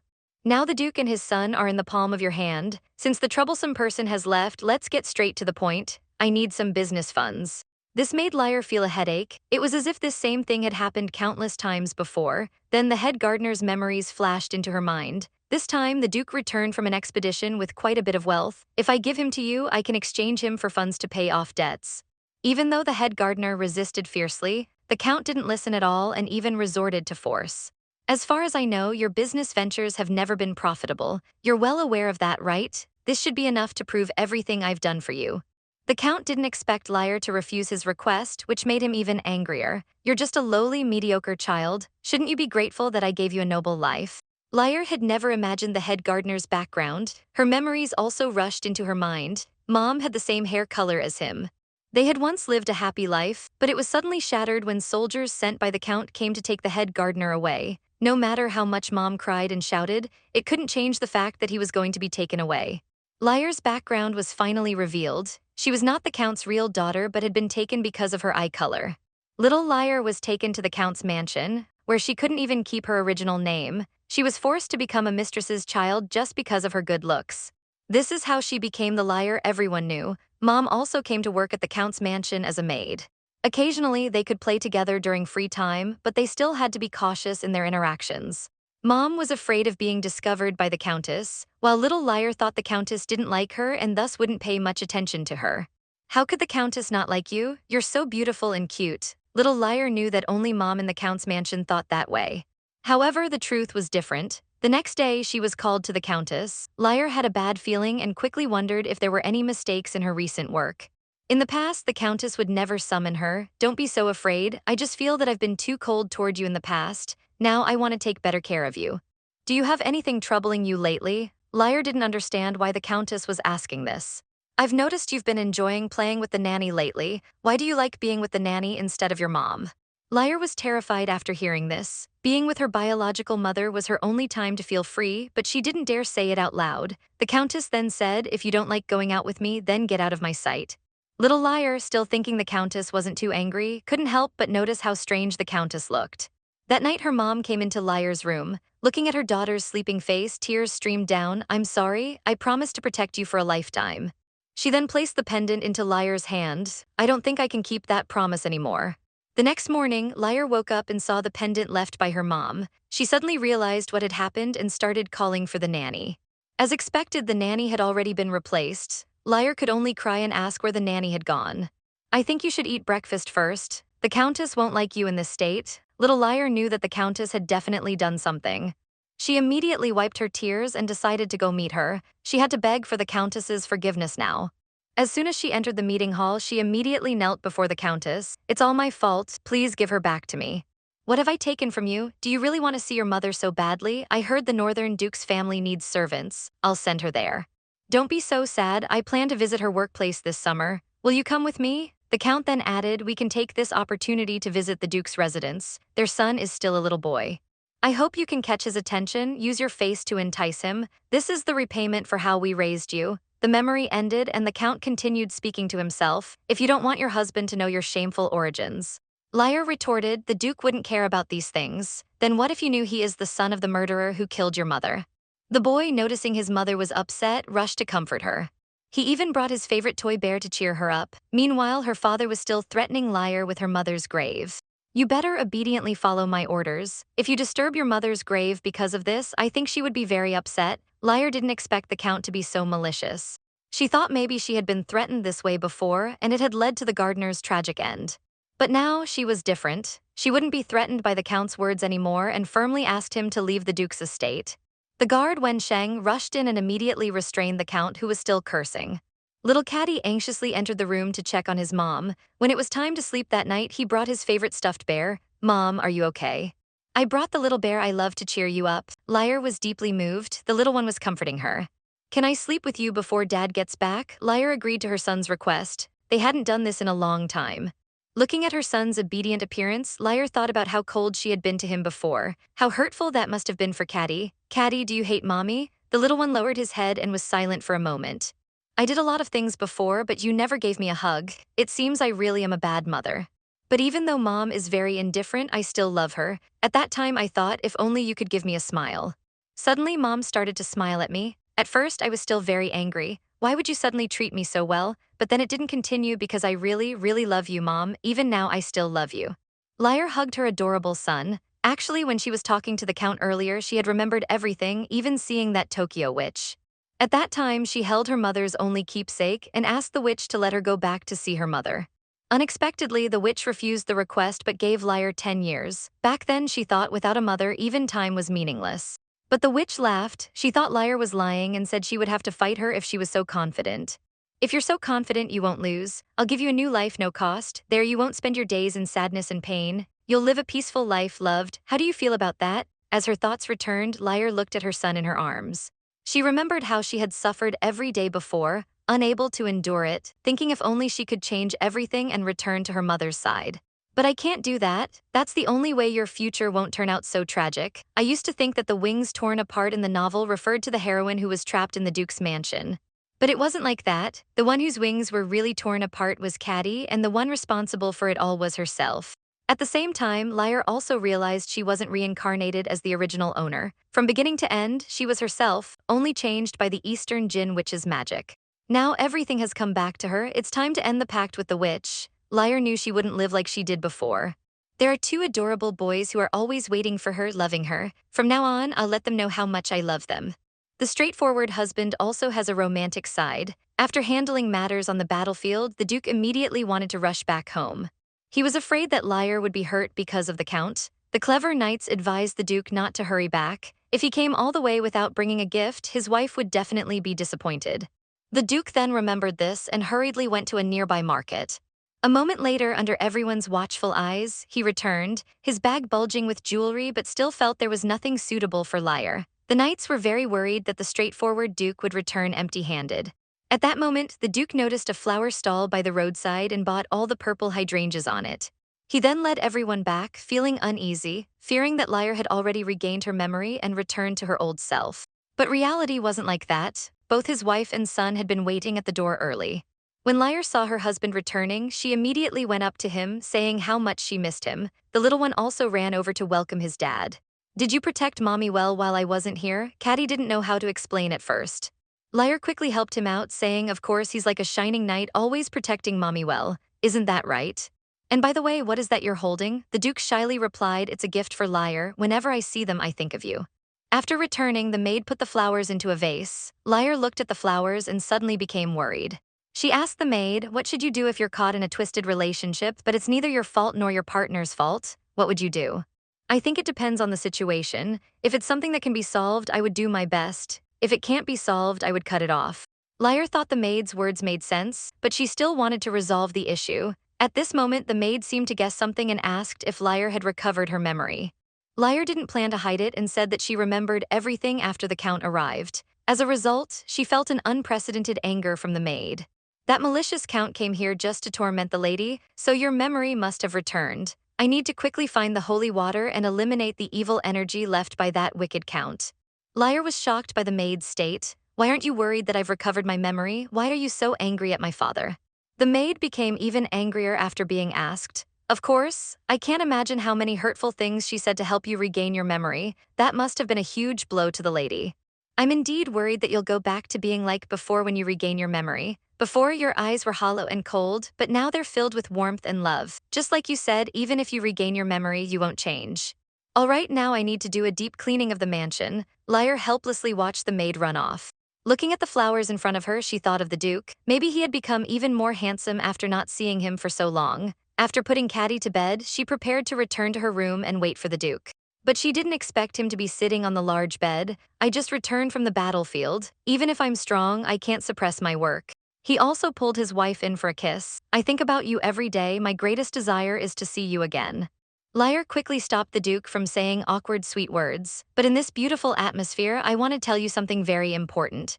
I remember everything now. The young couple finally opened their hearts to each other.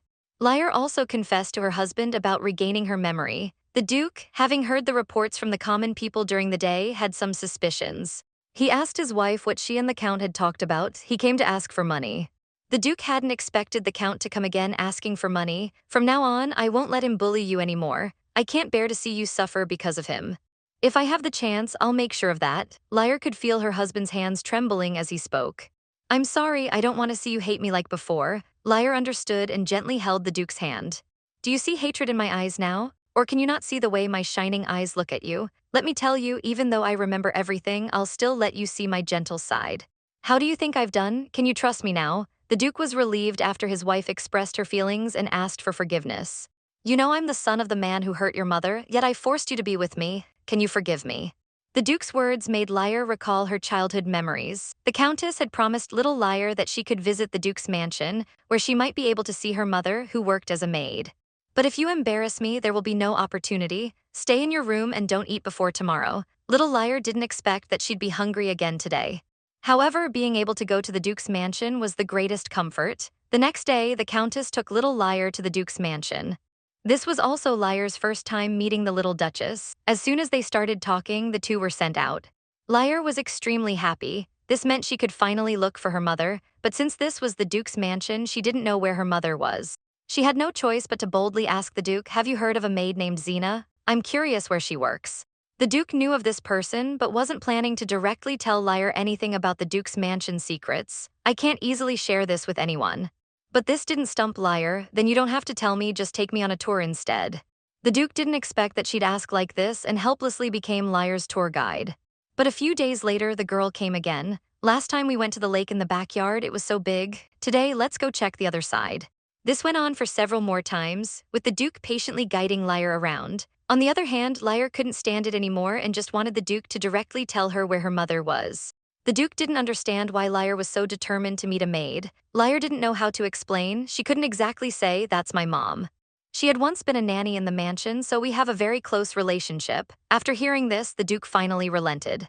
Now is the maid's break time. She should be nearby. But Lier was so excited that she tripped and fell flat on her face. The Duke couldn't help but laugh at her, but still helped her clean the dirt off her dress. It's fine, just be careful next time. With that, Lier followed the Duke to the maid's resting area. Finally, she saw her mother, busy in the room. Zena was shocked to see her daughter and hurriedly tried to hide the scars on her body. The girl managed to calm her husband's unease, but the past from their childhood was still a wound in the Duke's heart. At little Lier's continued request, the Duke finally took her to meet her mother. However, what Lier didn't know was that her mother was already covered in scars. To prevent her daughter from worrying, Zena lied, saying she had to work and sent Lier away. But from then on, little Lier frequently visited the Duke's mansion to see her mother.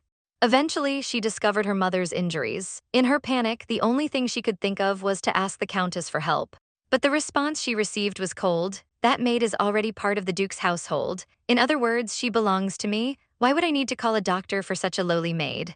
What made Lier even more desperate was that the scars on her mother's body were caused by the Countess. It was at that moment that Lier realized the Countess had been hiding the truth from her. Her only goal was to let Lier watch her mother slowly die. The Duke had known all along. As he thought about this, tears involuntarily fell.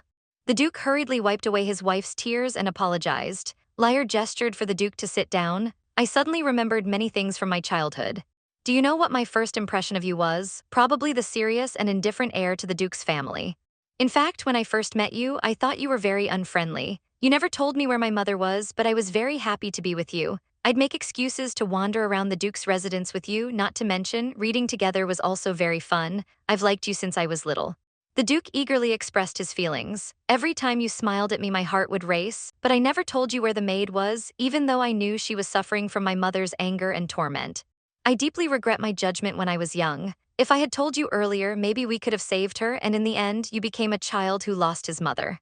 Lier tried to comfort her husband. She knew that the Duke, still a child back then, didn't have the ability to protect the maid and even suffered beatings from the Duchess for it. "Now all the culprits are far away from us. I shouldn't blame you for the mistakes. I'm sorry for being so harsh on you before. You don't need to apologize to me anymore. I've always loved you." Lier then pulled her husband in for a comforting kiss. In order to be a good big brother, Cardi could only quietly chat with his doll. "I told you I want to see Mom. Why won't you let me go?" Even when mom was sick, she would come see me. Something must have happened. The little one hugged his doll, looking troubled. Could it be that mom is upset because dad came back? He quickly dismissed that idea. Just then there was a knock on the door. Caddy thought it was his mom and excitedly ran to the door, but it turned out to be his mom's maid. His happy face instantly dropped. "Why are you here, Daisy? I wasn't looking for you." The maid explained that she was just checking if Caddy was asleep. "I'll take care of it myself. You can leave." The maid could tell that the little one was upset because he didn't see his mom. Unexpectedly, Caddy solemnly lied. "Can I tell you a secret? And I'm only telling you, no one else.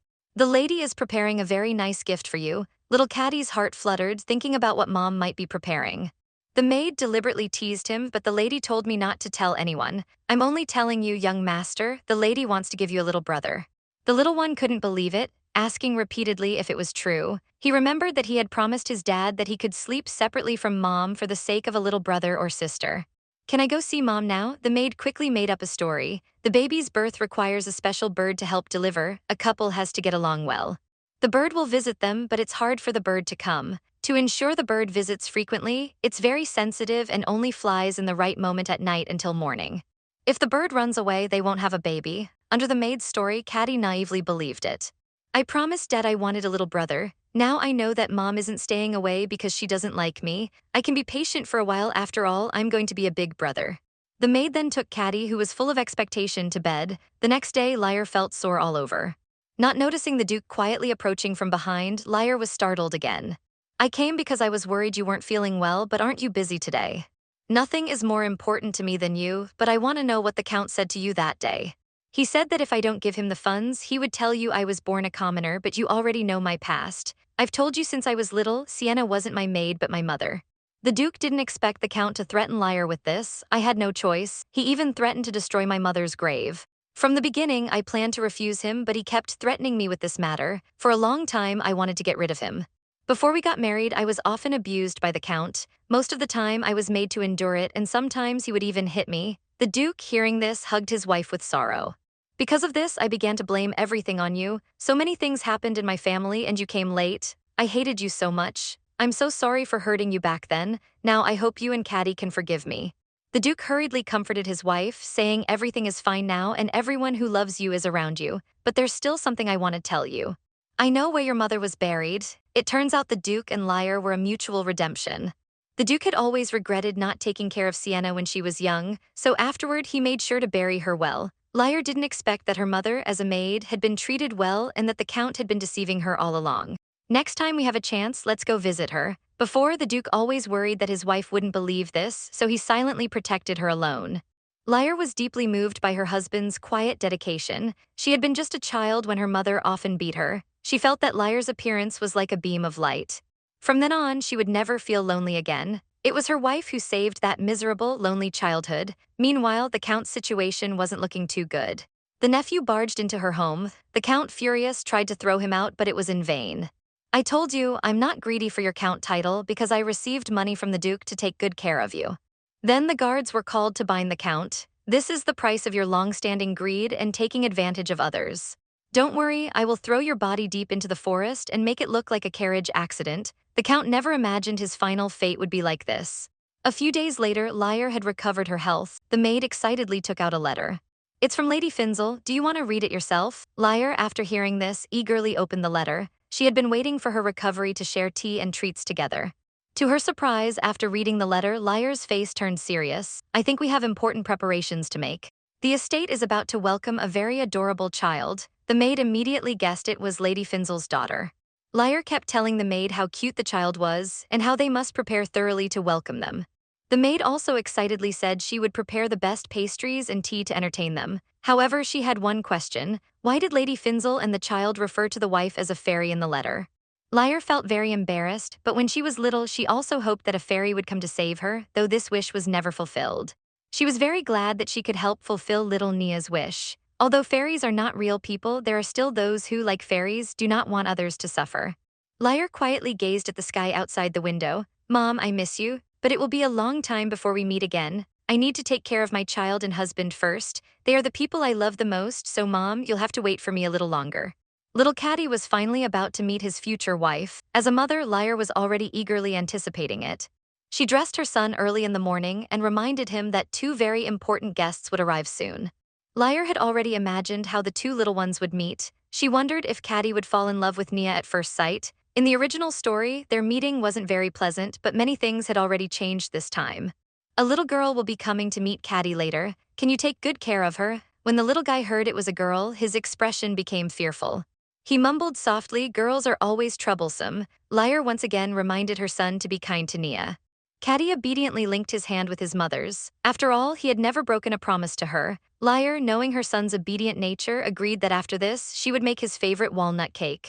The little guy's eyes instantly lit up, promising that he would definitely do it. Soon, Lady Finzel's carriage arrived at the mansion. Nia, holding her mother's hand, got out of the carriage. Seeing this scene, the servant and her mistress couldn't help but exclaim in their hearts. The girl was dressed up like a little cake so adorable. Nia immediately called out, "Fairy Miss." As soon as these words were spoken, the bystanders began to wonder, could she be referring to the lady as being as beautiful as a fairy? Long time no see, Fairy Miss, I've been wanting to visit you. Every time Nia called her fairy, Lier became immersed in the words while also feeling very shy. After hesitating, Lier decided to have the child stop calling her a fairy. Nia hurriedly covered her mouth, explaining that she didn't mean to expose the fairy's identity. She was afraid that her good luck would be taken away by the fairy. Lier was instantly charmed by how innocent children are. Just as she was about to respond, Cardi stood behind her and said, "Please stay away from my mom. She's not your fairy, she's my mom, please don't cause her any trouble." The warm scene Lier had imagined completely changed, but Lady Finzel's complexion had already improved a lot compared to last time. "Yes, all thanks to you, Duchess." After saying this, she taught her daughter to politely greet others before speaking. The thoughtful girl immediately listened to her mother's words. Not only that, but Nia also quickly apologized to Cardi. "I understand how you feel, young Duke. Can you forgive me?" Cardi had already apologized to his mother, so it was fine. "I promised Mom I'd take care of you, but I scared you." Hearing this, Nia became happy and immediately grabbed the boy's hand in front of her. "I'm so happy you're my second friend of the same age. We're definitely going to have so much fun today." Cardi appeared unhappy about the girl holding his hand, but he never pulled it away. Lier could tell what her son was thinking. She suggested that he take Nia to the Duke's mansion for a tour, so the two little ones exchanged names. Even Cardi allowed the girl to call him by his nickname. Watching their silhouettes disappear, Lier knew that her son must like Nia. At this moment, only the two madams were left. Mrs. Fennel had many questions she wanted to ask Lier. So the two of them went to the conference hall. "Before asking any questions, I want to personally thank you because you are not only the Duchess but also a kind fairy." Cardi had completely been captured by his little fiancé, even becoming jealous over who his favorite person was. Meanwhile, Mrs. Fennel kept expressing her gratitude to Lier. Her dream was to see Nia grow up, but now her health was deteriorating day by day. Fortunately, it was Lier's flowers that allowed her to still go out with her daughter. Lier thought of their family's fate in her past life and knew that Mrs. Fennel was also someone who loved children deeply. "I believe that if it were someone else who knew about this, they would also help." However, this made Mrs. Fennel confused. To outsiders, she just seemed physically weak and very few knew about her illness. How did Lier know about it? In the novel, Nia had the same illness as her mother. Cardi searched across the entire continent to find a treatment for her, but this matter couldn't be revealed, so he had to come up with a temporary excuse. "I don't think you are naturally weak. It seems like you have some disease. I've heard that moonlight flowers can carry toxins out of the body." Hearing Lier's words, Mrs. Fennel was even more grateful. "It's you who gave me a new hope for life. Now I can grow up with my daughter." Meanwhile, the two little ones had already arrived at the courtyard gallery. Nia kept chattering behind. The constant questions made Cardi a bit troubled, but he still led Nia to their secret spot for eating desserts. The servants behind them were well prepared. After they sat down, they immediately served tea and cake. The young master had already won Nia's heart. Facing a group of Kashapi servants, Cardi was very shy. Nia was very interested in the desserts in front of her. She eagerly picked up the strawberry cake and tasted it. Cardi quietly watched from across the table, feeling that Nia was very cute when she was calm. At that moment, he noticed that the girl had dirtied the corner of her mouth while eating, so he gentlemanly offered her his handkerchief. Nia then realized she had lost composure. She had intended to be elegant like a lady but ended up messing up. Cardi saw her so flustered and hurriedly comforted her, saying, "We're all kids, there's no need to act like adults." Nia was moved by this boy who seemed indifferent on the outside but had a soft heart inside. She thought Cardi was as sweet as the Duchess. These words instantly made the little one blush, but she was very pleased, thinking that the girl had good taste. Innocent and pure, she's a special girl. But the next second she was struck with a blow. "You are my only friend of the same age except for righties." Her mother and my mother are good friends and we meet often. Righties is very kind and I really enjoy playing with her. These words made Cardi very unhappy. Do you tell everyone you like them? Nia explained that she didn't say that to everyone. It's just that it's really fun being with righties. The girl's sweet smile instantly left Cardi stunned. She was even angrier inside. Nia had actually said how much she liked being with righties in front of her. It wasn't until she realized that Cardi wasn't happy that the girl understood. Gently patting her head, every time I'm angry, my mom does this and I always feel much better. Don't you like being patted like this? Little Caddy's mind was in complete turmoil, but on the surface, she remained very calm. She rejected the girl's comfort but had completely accepted this special girl in her heart. Watching the two little ones getting along so well, Lier and the maid were very pleased. Her once indifferent son had even actively invited the little girl to come and play again next time, even saying she would prepare strawberry cake. Little Caddy herself didn't understand why she had such emotions when facing Nia. Seeing the lively and cheerful girl, she felt helpless. Nia suddenly leaned close and asked why Caddy didn't just call her by her name. We are already friends, you can call me Nia. The little one blushed and called out the girl's name. Not far away, the maid was almost in shock. At this moment, the two little ones also realized it was getting late. Nia then directly pulled Caddy to go find her mom, and the two ladies bid each other a familiar farewell. Nia then asked if Caddy could come play with her again. The little one's response was also unexpected. I'll have the chef prepare strawberry cake for you when you come. This made Lier feel reassured. It seemed that future plot events wouldn't happen after all. A few days later, Lier was woken up early in the morning from her sleep. Peering out the window, she saw the maid and Caddy holding holy water with determined expressions. She recalled what the maid had said earlier. She hadn't expected them to really be spraying holy water everywhere. Moreover, it wasn't just a small bottle, but a large bottle per person. Although the Duke's household was very wealthy, it couldn't waste money like this. As soon as she stepped out, she saw the guards standing outside. She was surprised that her lady was up so early. Lier explained that she was woken up by the noise outside and came out to see what was happening. To her surprise, the guard also took out a small bottle of holy water. Today, all the servants were using holy water for a big cleaning. Lier saw the empty bottles and knew the guards had participated as well. Of course, we can't let anything bad happen to the lady.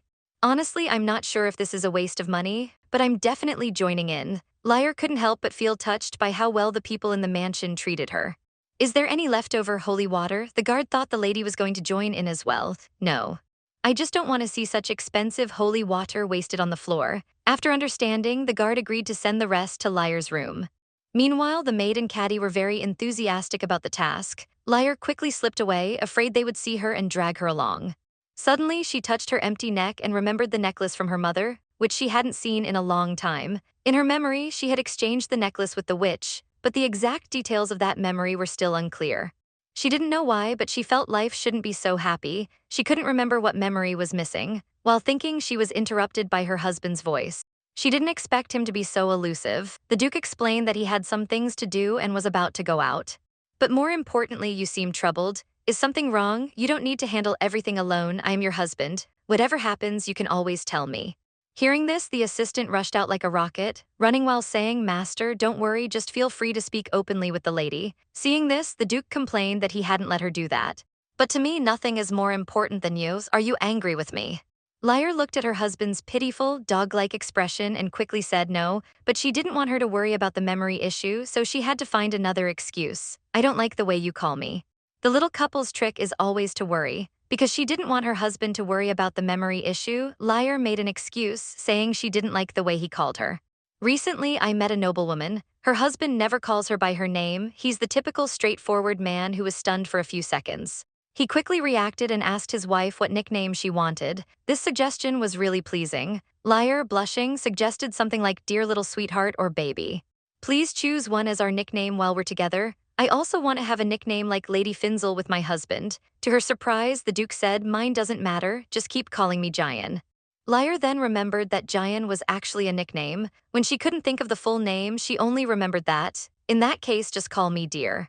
The next moment, the Duke naturally called out that nickname. Lier couldn't believe it. He immediately called out that awkward nickname without hesitation, his face red but his heart calm. On the contrary, Lier felt awkward. At this point, Lier remembered the assistant who had rushed out earlier. Was it wrong to make her wait so long? However, the Duke said, let her wait. After their conversation, they decided to go to visit the mother's grave a few days later. A few days later, the family of 3 headed to the cemetery. Little Caddy was confused. Where are we going today? Mom looks so sad. Is the person we're seeing going to be as troubling as Grandpa? No, that person is very precious to your mom. The little one still half understood but didn't ask any further. The 3 arrived at the cemetery, and Lier looked at the place where her mother had always stayed. It was clear that the Duke had been very thoughtful and had maintained this place well. Upon seeing this, Lier ran to her mother's tombstone, and the Duke tried his best to give her enough time. He took Caddy to wander around the nearby forest. Little Caddy didn't understand why they hadn't seen the person yet. This might be a bit hard for you to understand since you're still a child. Caddy was upset, thinking his dad treated him like a child, but I'm the heir of the family. I can learn and understand. The Duke patted the little one's head. That behavior still proves you're very young, so when can we go back to find Mom? We need to wait a bit. Mom still needs some time. I'm curious about something. Grandpa treated Mom so badly, he won't come back, will he?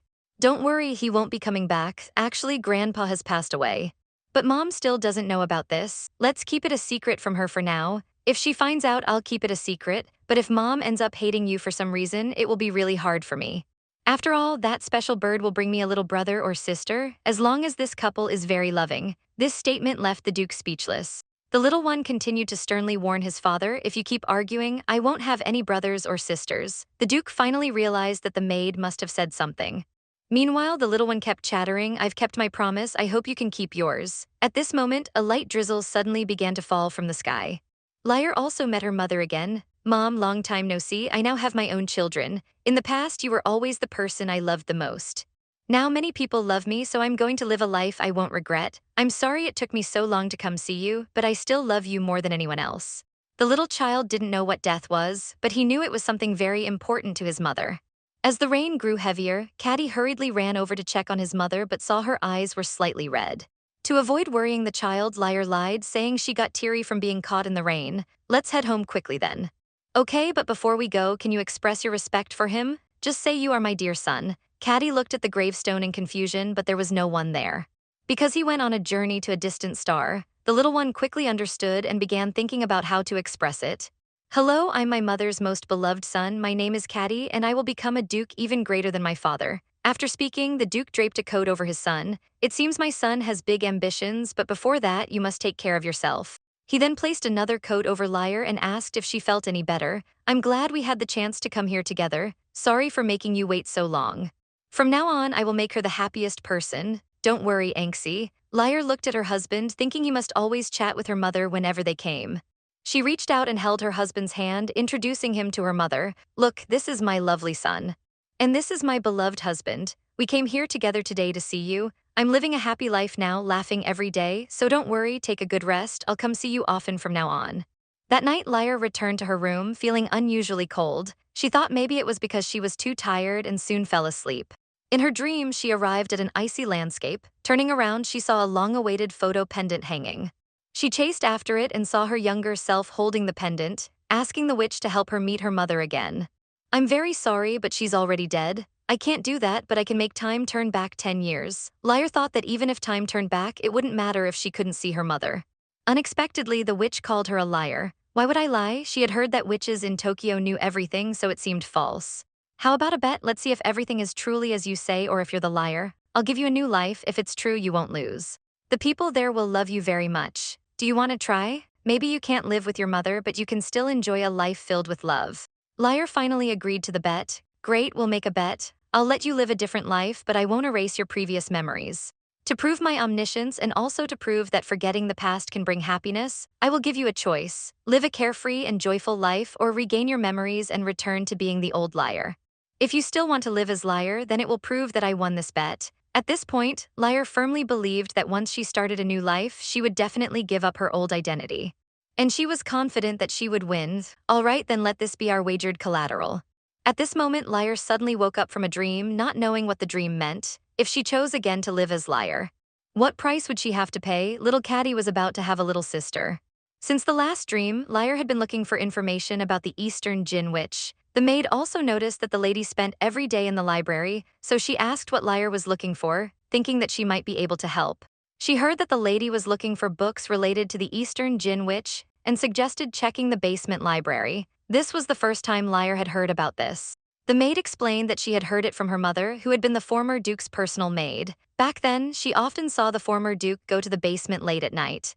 She didn't know why the former duke frequently went there, but rumors said that the duke's valuable artifacts were stored there. Since it was a private library, there must be information there that couldn't be found elsewhere. Lier also felt that the maid's words made sense. This library mostly had children's books, but the maid was puzzled as to why the lady had suddenly become interested in the Eastern Jinn witch. This led her to have a bold thought. Could it be that the lady was looking for a way to have another young lady in the house? Lier hadn't expected the maid to have such rich thoughts, just like the time when she told Cardi the story of the special bird. After hesitating for a moment, Lier went to the Duke's office. She was thinking about how to start the conversation when the Duke seemed to sense her presence and opened the door. "I have something I want to discuss with you. Do you have time?" The Duke agreed to Lier under the assistant's resentful gaze. The assistant could only carefully remind him, "But Duke, we still have many official documents pending approval." Little did he know that his master not only handed him all the official duties, but also began showing affection in front of him, a single man. The desperate worker could only wish them a happy time together. Thus, the Duke carried Lier all the way to the forest and finally set his wife down. "We used to come here often when we were kids. Do you remember? The air here is so fresh. Can you ride a horse?" Lier replied that her father didn't let her when she was little, so after a while the Duke brought a horse. He lifted Lier onto it and the two rode through the forest together. The Duke also promised to make time later to teach Lier how to ride. Unknowingly, they had walked all the way to the lakeside. This also reminded Lier of her childhood. The two of them had chased a bird so far that they missed the time to return. But the Duke, running, became increasingly pale. Lier then realized that her back was covered in blood. "It's all right, it's just that a wound has opened." The unaware little Lier immediately thought of telling the Duchess. But she was told that these scars were actually caused by her. Lier couldn't believe that it was her biological mother who did this. However, since she now knew the Duke's secret, Li Wang also reported a secret and told the Duke that the maid was her biological mother. The woman finally told her husband about the bet with the witch, only to find out that her husband had once paid a price to the witch of Dongjin. Lier never forgot the promise made when they were young that the two of them would live happily forever. But after that, they never saw each other again. The Duke deeply regretted that period of time. If everything had been revealed, their relationship wouldn't have gotten worse. Lier, however, believed that at that time she just wanted to vent her feelings. She regretted having hurt him so much in the past, even hurting their young son. Now, no matter how many times she apologizes, it doesn't feel enough. The Duke quickly comforted his wife, saying that it's all in the past. "But I've been very happy during this time. I really don't want to see our happiness taken away." The Duke couldn't understand why his wife would be worried about such things. "Because I've already ruined someone's life. Do you know about the witch of Dongjin?" The Duke was surprised by his wife suddenly asking about this. Lier decided to tell the truth, not wanting to hide anything from him. "Actually, I made a bet with the witch of Dongjin to see if I was lying." "Did you ever think about a future where we wouldn't be happy together?" The Duke honestly said that he never thought about such a thing because he had always wanted to live happily with her. "But I know what such a future would be like. I've already experienced that kind of life, and in the end we didn't reach a happy ending. It ended in regret." "I ruined your life," Lier said, then became nervous, fearing that the Duke wouldn't believe her. The next moment, the Duke embraced his wife. "What was your life like in the past?" At that moment, Lier sighed in relief, certain that she wouldn't have to face things alone in the future. "I love you so much, but I can't tell you everything. I used to believe that I didn't deserve happiness. The first time I met the witch of Dongjin, I begged her to let me see my mother, but she could only send me back to 10 years ago. And she thought I was lying. I believed I wasn't lying, so I made a bet with her. If I was lying, the witch of Dongjin would win. As Lier, I chose to live with you and Cardi to make up for my past mistakes. I can't believe I once said that I didn't want to live a happy life with you. In fact, I really lied. You two are such precious people to me, but since I made the bet with the poisonous witch, she will soon come to take me away." "She won't do that." Lier thought her husband was just speaking in the heat of the moment. "I understand how you feel, but the opponent is the witch of Dongjin. It's just too frustrating." "Isn't there any other way?" To Lier's surprise, the Duke suddenly changed the subject. "Do you know why I became the heir to the Duke's estate? Isn't it because I naturally possessed the same abilities as the previous Duke? My mother was a woman who, after giving birth to me, suddenly gained the title of Duchess." Lier remembered that the Duchess had passed away from a terminal illness. "Just as you thought, my mother had made a bet with the Eastern Jinn Witch, and the goal was to become the Duchess." Lier never imagined such a development. So what was the price she bet? Her life? No, her illness was inescapable. "It wasn't until the day she died that the Eastern Jinn Witch came to find me. She told me she was here to collect the price. The little one was upset because her mom didn't take her out. In the end, she succeeded in defeating her dad. Just now, Lier learned that the price the Duke had paid to the witch was that he would never find happiness again. She was very sad. Why was she so unlucky? Why did the witch have to take away the happiness she had finally obtained, so she would not let such things happen again? Afterward, the two returned home and saw an angry-looking Cardi. "Where did you and Dad go? Why didn't you take me?" Lier quickly explained to the little one that they had just gone to get some fresh air. If they were doing something interesting, they would definitely take her along. If she didn't believe it, she could ask Dad. She turned to Dad and asked, "So where did you go?" Just as Mom said, "We were just walking nearby." "But weren't you in class at that time?" "We just stepped out for a moment. Don't be angry just because we didn't take you along." However, these words only made Cardi more upset. "But you always take Mom out. Don't you know I've been holding back, waiting to see that special bird because I've been waiting? You're really too much." Hearing this, Lier felt extremely awkward and blamed her husband for not explaining things clearly to their son. Who would have thought that Cardi would start his soul-searching questions again? "When will that special bird bring me a gift? Dad promised me that it would bring me a sister. Mom also said she would give me any gift I want. I've been looking forward to it and preparing to be a good big brother." Facing her son's request for a sibling, Lier could only promise that she would do her best. Cardi's eyes instantly lit up. "Mom, will you take care of that special bird? You must have seen it before, right? Of course, I know how to take care of it. However, your birthday is coming up soon. Let's think about what kind of dessert you'd like." This statement successfully shifted Cardi's attention. "Can you make me a big cake?" "Of course, I've already planned how to decorate it. Also, before the birthday, would you like to travel to the south with me?" The Duke immediately added, "I'll make time to go with you too." Unexpectedly, the wife played a trick. "I think Dad must be very busy. This will be a trip just for us, mother and son. It's a punishment for you hiding that bird from us." Little Cardi on the side gleefully enjoyed the drama. The next morning, the Duke found Lier. He had found a book about winter witches in the underground library. It was more detailed than the fairy tale books. "If there's anything else, you can ask me for help. I'm willing to do anything for you." After saying this, the Duke went to work. Lier, unwilling to say goodbye to her husband, started reading the book he had brought back. It recorded the witch's hobbies and personality. It seemed to have been written by a family familiar with the witch. The witch often satisfied others' wishes due to boredom with life. To the witch, these were merely games. It seemed difficult to encounter her. Lier, holding onto a glimmer of hope, believed that the witch fulfilled wishes because she wanted to see fate truly change. There was no point in worrying endlessly. Cardi's birthday was the most important thing at the moment. Lost in thought, Lier suddenly felt a little tired. Unexpectedly in her dreams, she found herself back in that place. "Lier, long time no see, do you still remember me? Then you should know why I've come to find you." As expected, when rivals meet, they are particularly hostile. Little Cardi had started to feel jealous. In the dream, the witch came wearing a necklace. Lier knew that the witch had come to collect her price. "Oh my, with that expression, others would think I'm the bad guy. What I took was a rightful price." Saying this, the witch returned the necklace to Lier. But she still didn't say what the price was. She asked Lier if she thought she would use her current happiness as payment. "I came this time to tell you that I still can't collect the price from you, but I will come back before the winter ends. You don't need to worry too much. I'm happy with what I see of your fate now. And I want to give you a good opportunity. In return, I think you should treat me a little better. You should be more worried about other things, as the fate that's been changed might slip away." Lier woke up, constantly thinking about what the witch had said. However, according to her memory, nothing major had happened in the empire. Because the Duke had been guarding the north, easily suppressing any external invasions or conflicts, she couldn't think of any other possible threat. So absorbed that she didn't hear the maids shouting, "Madam, I want to tell you the carriage is ready. Didn't you plan to have tea with several ladies today?" Lier suddenly remembered and quickly asked where Cardi was. Normally, at this time, she would definitely come over and insist on going. To her surprise, Cardi had already run to the carriage. Lier quickly rushed outside. Indeed, her son was already waiting at the door. "Sorry, Mommy forgot to remind you, you're not mad at Mommy, right?" Little Cardi immediately turned his head and said no. "Then why did you come here first? Don't you always come find Mommy first?" These words made Cardi's face turn red. "Because I want to go quickly." Lier instantly realized her son's thoughts. "Do you want to see Nia quickly?" As she noticed his thoughts had been exposed. Little Cardi shook his head frantically, denying it, and pulled his mom, urging her to hurry so they wouldn't be late. Lier couldn't help but feel that the little one's thoughts were too adorable. In the carriage, her son remained very nervous. He had promised Nia last time that he would bring strawberry cake when they met again, but this time, the meeting place wasn't at the mansion. "Next time we can just meet at our house, then Cardi can give Nia the cake directly." The little one looked pleased after hearing this, and only then noticed the necklace around his mother's neck. "This is something very important to Mommy. Do you want to see it?" she asked, opening the necklace. The little one curiously asked, "Who is this?" Lier wasn't sure how to explain to her son, as in his understanding the Countess was his grandmother.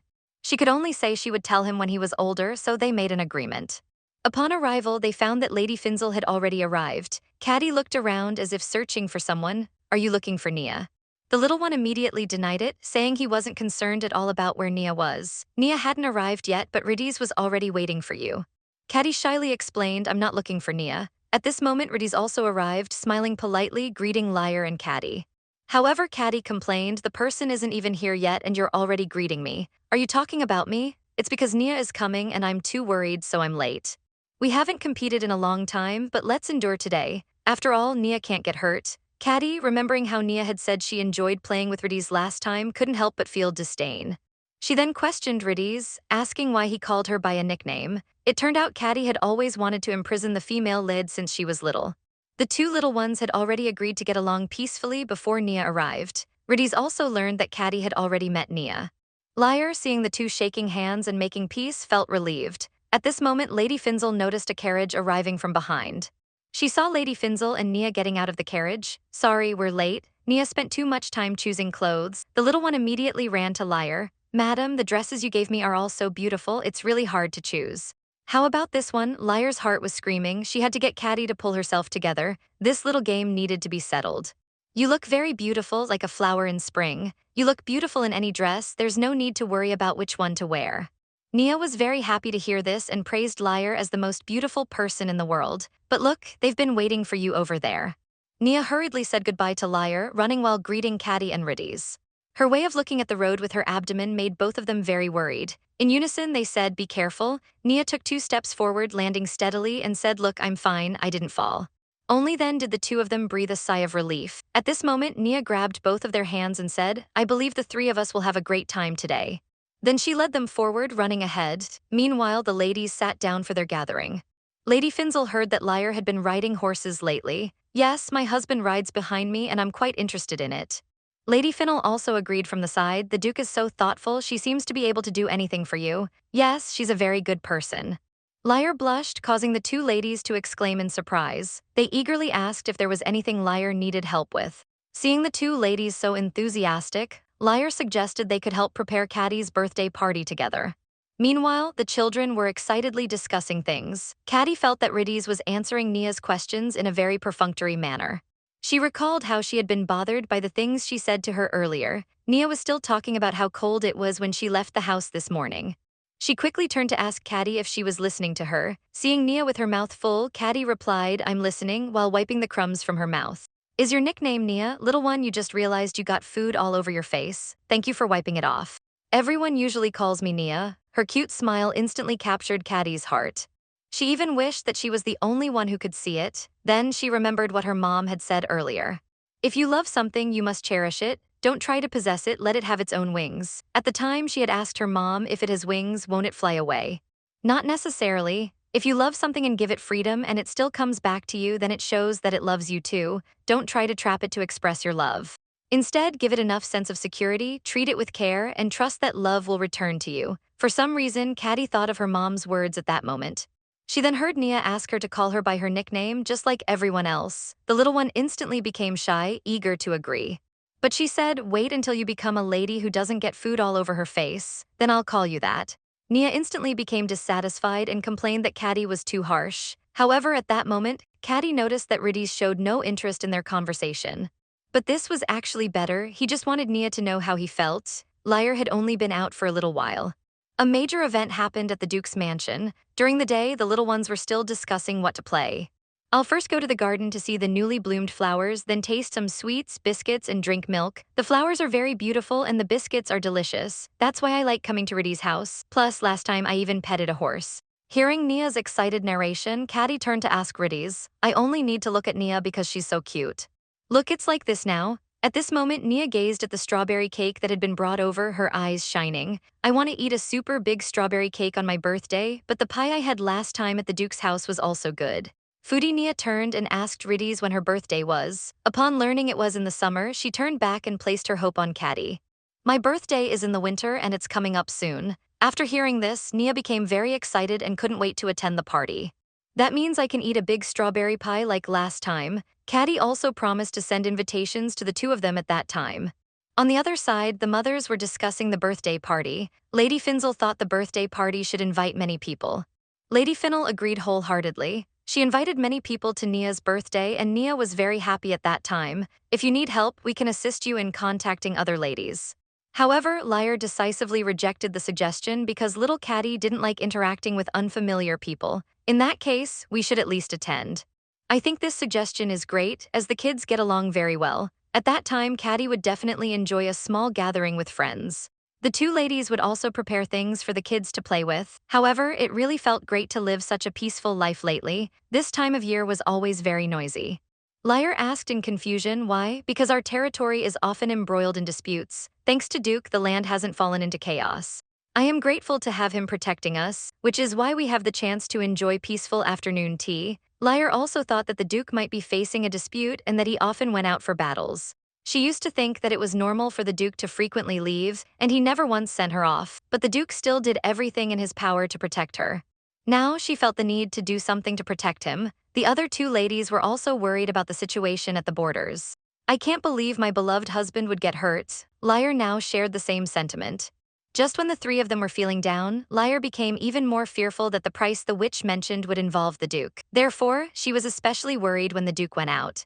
At this point, Lady Finnell suggested sending embroidery as a gift. I'm sure the Duke will love it. That's a great idea, but what should I embroider? To her surprise, the two ladies said in unison, as long as it's made with care, anything is fine. It will be a symbol of your love for each other. You're right, I'll think it over carefully. That evening, the two returned to the Duke's mansion. The little one suddenly asked Lier how she and his father got married. This surprised Lier. Wasn't he out playing with friends? Why would he ask this? I remember when I was playing, Mom said that if you truly love something, you can't lock it up. You have to let it fly freely. If it loves you, it will come back to you. I want to know if Dad feels the same way. Lier told Caddy her story. She once thought marriage was a form of imprisonment, but later realized that the Duke had always silently opened his arms and protected her. After hearing this, Caddy hoped that one day she too could become someone's safe place. Of course, no one could dislike us, Caddy. And so, the two arrived at the entrance of the mansion, but the scene before them made Lier anxious. The mansion's servants were all lined up neatly at the entrance. Madam, I have something important to tell you. The Duke was about to go on another expedition. Lier also wished her husband well. Seeing the servants at the door with serious expressions, Lier asked what had happened. The maid then said that something had happened to the Count on his way back. If something happened to him, did that mean he was also injured? Seeing the maid hesitate, Lier thought back to her previous life where the same thing had happened, and the outcome was that they had all died. Seeing Caddy listening seriously by her side, she didn't want to discuss these things in front of the child. Perhaps the maid hesitated for this reason and didn't speak further. So she decided to take Caddy inside first. I understand, I'll talk to the Duke later. In the evening, after the Duke finished his duties, he found that his wife had not gone to bed. Lier explained that she couldn't sleep. Is it because of the Count? Lier nodded. When I heard the news of the Count's death, I wasn't sad at all. Isn't that strange? But I still pretended to be a kind mother. I didn't even tell him that his grandfather had passed away. I find it strange to let a child see a parent who isn't sad when someone dies. The Duke comforted his wife. Your son might know about it. In his eyes, the Count is the bad person who hurt his mother. You don't need to feel sorrow for someone who hurt you. Lier knew that this was something the Duke had done. I guessed it because the Count died in a carriage accident. The Duke admitted that he didn't want the Count to hurt Lier any longer. Do you think what I did was despicable? How could it be despicable? I just didn't want you to get your hands dirty because of it. I really hated the Count and his wife. They made me act like nothing happened after my mother died. I wished they would die every day, yet I was terrified at the same time. Because of this, I've always been too afraid to resist, like a puppet, letting them control me. How much blood must your hands be stained with for me? Don't worry, as long as I see your smile, I can do anything, but I don't want you to get hurt because of me. It's okay, I'm strong enough. Every year at this time, you go on your adventures, and when you return, you act like nothing happened. You must have gone through very dangerous moments. Now you're leaving again so soon, right? In order to protect you and the territory, I have no other choice. As a man and a husband, it's my responsibility to protect you. So don't worry, I'll come back safely. The next day, the maid chattered excitedly in the room, saying the Count had finally received the punishment he deserved. Is it okay to talk about a deceased person like this? Actually, compared to that, I'm more concerned about how the madam feels about it. I didn't expect madam would still worry about him. A kind person like you should live a long life. Lier frankly admitted that she was happy when she heard this news, but she couldn't show it. After all, that was her father. But now, let's forget about her, I have someone very important to me. A week later, the Duke's departure time arrived. Both the maid and Cardi really liked the handkerchief Lier embroidered and believed the Duke would definitely be happy to receive it. Cardi expressed enthusiastically that he too wanted to be happy. At this time, the Duke had already gotten dressed and was ready to leave. Are you here to send me off? Both answered in unison, of course, I'll return soon, so don't worry. Then Lier handed over the handkerchief she had embroidered. The Duke, upon receiving it, was extremely shocked. To celebrate the little one's birthday, Lier had prepared a special gift. And her husband, who was about to leave, also received a gift. The Duke looked at the handkerchief in his hands with joy. I imagined in my mind a beautiful and solemn wolf in the snow. It looks very much like you, because you are more important to me than anything else. So I'm giving you this handkerchief. This way you'll know that someone is waiting for you at home. Don't get hurt and make sure to return safely. The Duke stared at the handkerchief for a long time without speaking. Lier thought her husband didn't like it, as she had prepared it for so long, thinking every day about what kind of pattern would suit him. You mean you thought about me every day? Then I'll treat it as a family heirloom passed down for generations. Lier felt shy after hearing this. Why treat it as an heirloom? Because it's filled with my wife's love and care. It's definitely worth preserving for a long time. At that moment, the little one also went up and hugged his father. You don't have to worry, Mommy. As long as you come back safely, that's enough. All right, I'll definitely return safely. After all, my family is still waiting for me. A few days later, the little one suddenly changed his mind and didn't want to have the birthday party. No matter how Lier tried to persuade him, Cardi remained firm in his decision. What made you change your mind? You were so interested in the birthday cake before. It turned out that little Cardi hoped both his parents would be there to bless him at the same time. But now Dad was still away. Lier then understood that her son had such a thought. Cardi, I understand how you feel, but your dad would definitely want you to have a joyful birthday party surrounded by everyone. However, your dad would be sad for not attending. Then Cardi, since you've made up your mind, there's nothing I can do. So on your birthday, what would you like to do, or where would you like to go? I can take you. It's fine if we don't have the birthday party. At least we should celebrate. If Dad knew you didn't do anything for your birthday because of him, he would be very disappointed. How about we invite Vetties and Nia to celebrate with us? Of course we can. It seems your relationship with them is already very good. We won't make the birthday cake too big, but I'll still prepare it well. At this moment, the little one suddenly hesitated. Shyly, he told Lier he wanted a lot of strawberries on the cake. On the day of the birthday, the entire mansion was busy. The maid was directing everyone to decorate carefully. This is young master's 6th birthday. We can't make any mistakes. Lier came out to inquire about how the cake was coming along. They were all very careful and almost done. Young master woke up early today. He said he wanted to find you. So Lier decided to find her son first. She must congratulate him. Their relationship wasn't that good during his last birthday. So much had happened in just 1 year. At this moment, little Cardi ran over from a distance. Lier put the birthday hat on him. The party hasn't started yet, so why is Mom congratulating me now? Because Mom wants to be the first to bless you. Are all the celebration preparations ready? Almost done. Before the guests arrive, let's change clothes. I've prepared a special outfit for your birthday. The little one was very excited after hearing this. I can't wait to wear it. Clearly, both Lier and the maid were also looking forward to seeing Cardi in it. After changing, Cardi received the maid's wild compliments, but the little one didn't seem very happy. Mom, why do you want me to wear this? Cardi was finally at his birthday party. Good friends also sent their blessings. The little one stood at the door, wearing the clothes his mom gave him, greeting the guests unhappily. Lier saw her son's pouting lips and apologized with a smile. Mom, do you really feel sorry? But your expression is very suspicious. Since it's my birthday, I'll reluctantly wear the gift Mom gave me. Next time, I'll prepare a set more suitable for you. Thank you for wearing them today, even if you don't like them much. Little Cardi pouted, asking his mom not to do this next time. At this moment, the maid reported that the guests' carriages had arrived. Lady Finzel and Lady Finer arrived at the residence, followed closely by Radies and Nia. Welcome, I've prepared a lot of food today. Would you like to play happily with Cardi? The little ones happily agreed. Nia, being even more direct, pounced and gave Cardi a big hug. Happy birthday. This action instantly made Cardi's face turn red. You suddenly did this and I was caught off guard. Please step back a bit. Nia didn't mind at all. Why should I? I'm happy to be here to wish you a happy birthday. Radies also stepped forward to give the gift she had prepared. At that moment, Nia remembered that she had forgotten her gift in the carriage, so she couldn't hand it to Cardi herself.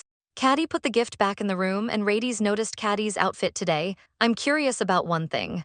What's up with this strange outfit you're wearing? Cardi shyly didn't know how to explain. Nia eagerly raised her hand. I know, these are angel wings, aren't they? They look perfect on you.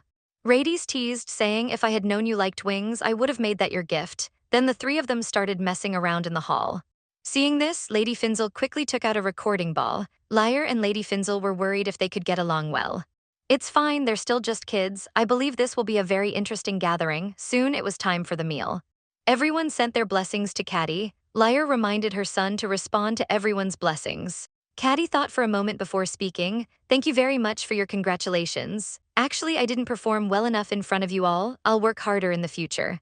After hearing this, the common people all expressed their emotions, saying the young master has grown up and thanking Rades and Nia for their arrival. Of course, we came to wish you a happy birthday. Nia's eyes lit up when she saw Cardi's birthday cake. Do you like strawberry cake too? This one looks really delicious.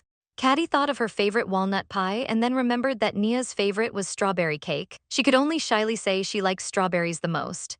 Then we have a lot in common. I really like strawberries. I've prepared many strawberry cakes. You can enjoy them at the birthday party. This remark caught Redis's attention. Cardi, you don't like Nia, do you? Little Cardi's only wish was for her father to return safely. Redis realized Cardi's thoughts. I didn't expect they would have the same taste. At this moment, Lier asked the little one if she wanted to make a wish before blowing out the candles. But Cardi wanted to wait and said, I want to ask Mom for a favor. Can I? Of course, Mom will listen to whatever you have to say. It's actually nothing big. Later tonight, I'd like you to blow out the candles with me. Lier hadn't expected the child's request to be so simple. She couldn't let Cardi experience such a pitiful past again. So she made a promise to her son to blow out the candles together later. We'll blow out the candles later, but now let's get ready to eat. I hope everyone can enjoy today's party. After a moment, everyone started complimenting the dinner. Lady Finzel even brought out her recording ball. Since the dinner started, she had been recording each child. Lady Finzel looked at Nia eating and sighed. Although Nia was a year older than Cardi and Rades, she still seemed like a child. She's still just a child, but she's doing very well. As for Rades and Cardi, those two never want to lose to each other, so they eat cautiously. Lier also agreed with Lady Finzel's words. Those two are both friends and rivals. She felt a little regretful that she couldn't record the children's cute moments. That's really too bad. Cardi is even cuter today than ever. Lady Finzel took out the prepared recording ball. This is why I got you this gift. Lier hadn't expected she would also have a recording ball. She could now record Cardi's cute moments. Soon it was evening and the two ladies prepared to say goodbye. Cardi was also ready to blow out the candles with her mom. There's still plenty of time, so we can take it slow. But I don't want to miss my wish just because of the passing time. In that case, let's make the wish now. Cardi looked at the cake in front of her and solemnly made a wish. Please let my dad return safely, and after that we can travel to the warm south. Lier hadn't expected Cardi's wish to be like this. Mom, you should say happy birthday. You're right, happy birthday, my dearest son. At that moment on the other side, the Duke was making plans for the next strategy in the camp.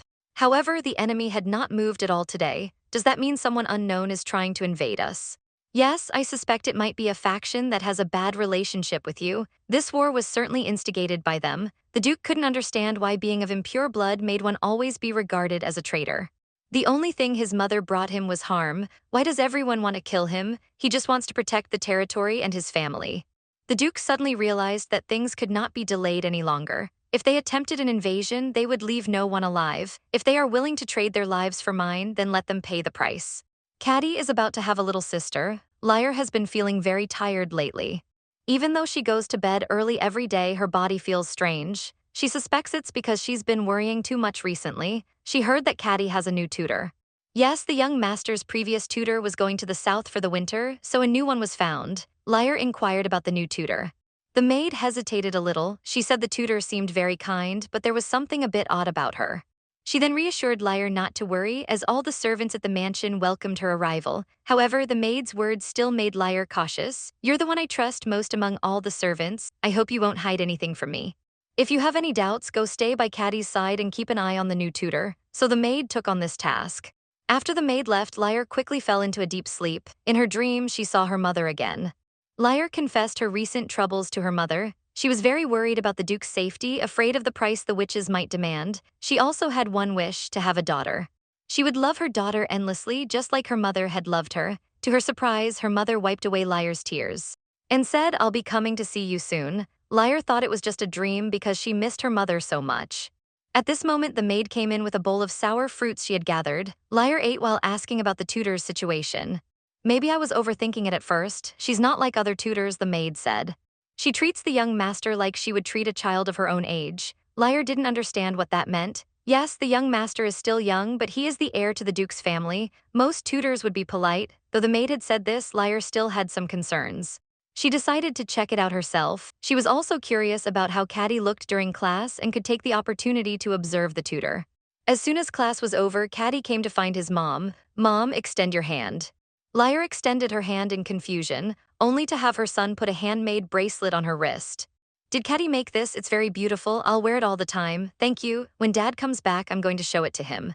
"Mom, can you watch me during class?" Cardi happily agreed to his mother's request and asked her to praise the things he did well. In the afternoon, Lier sat by and watched her son attend class. Cardi focused seriously on the knowledge in his book. His concentration was so adorable. Soon the first class was over and the new teacher's class began. The new female teacher introduced herself as Belle. She did seem like a kind girl. But her earrings caught Lier's attention. To smoothly enter the Duke's mansion, the girl had accepted a gift.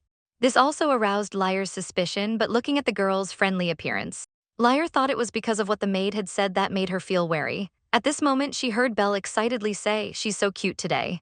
Then she realized it was inappropriate and quickly apologized to Lier. "No need to apologize. My son is so cute that you couldn't help but say that, right?"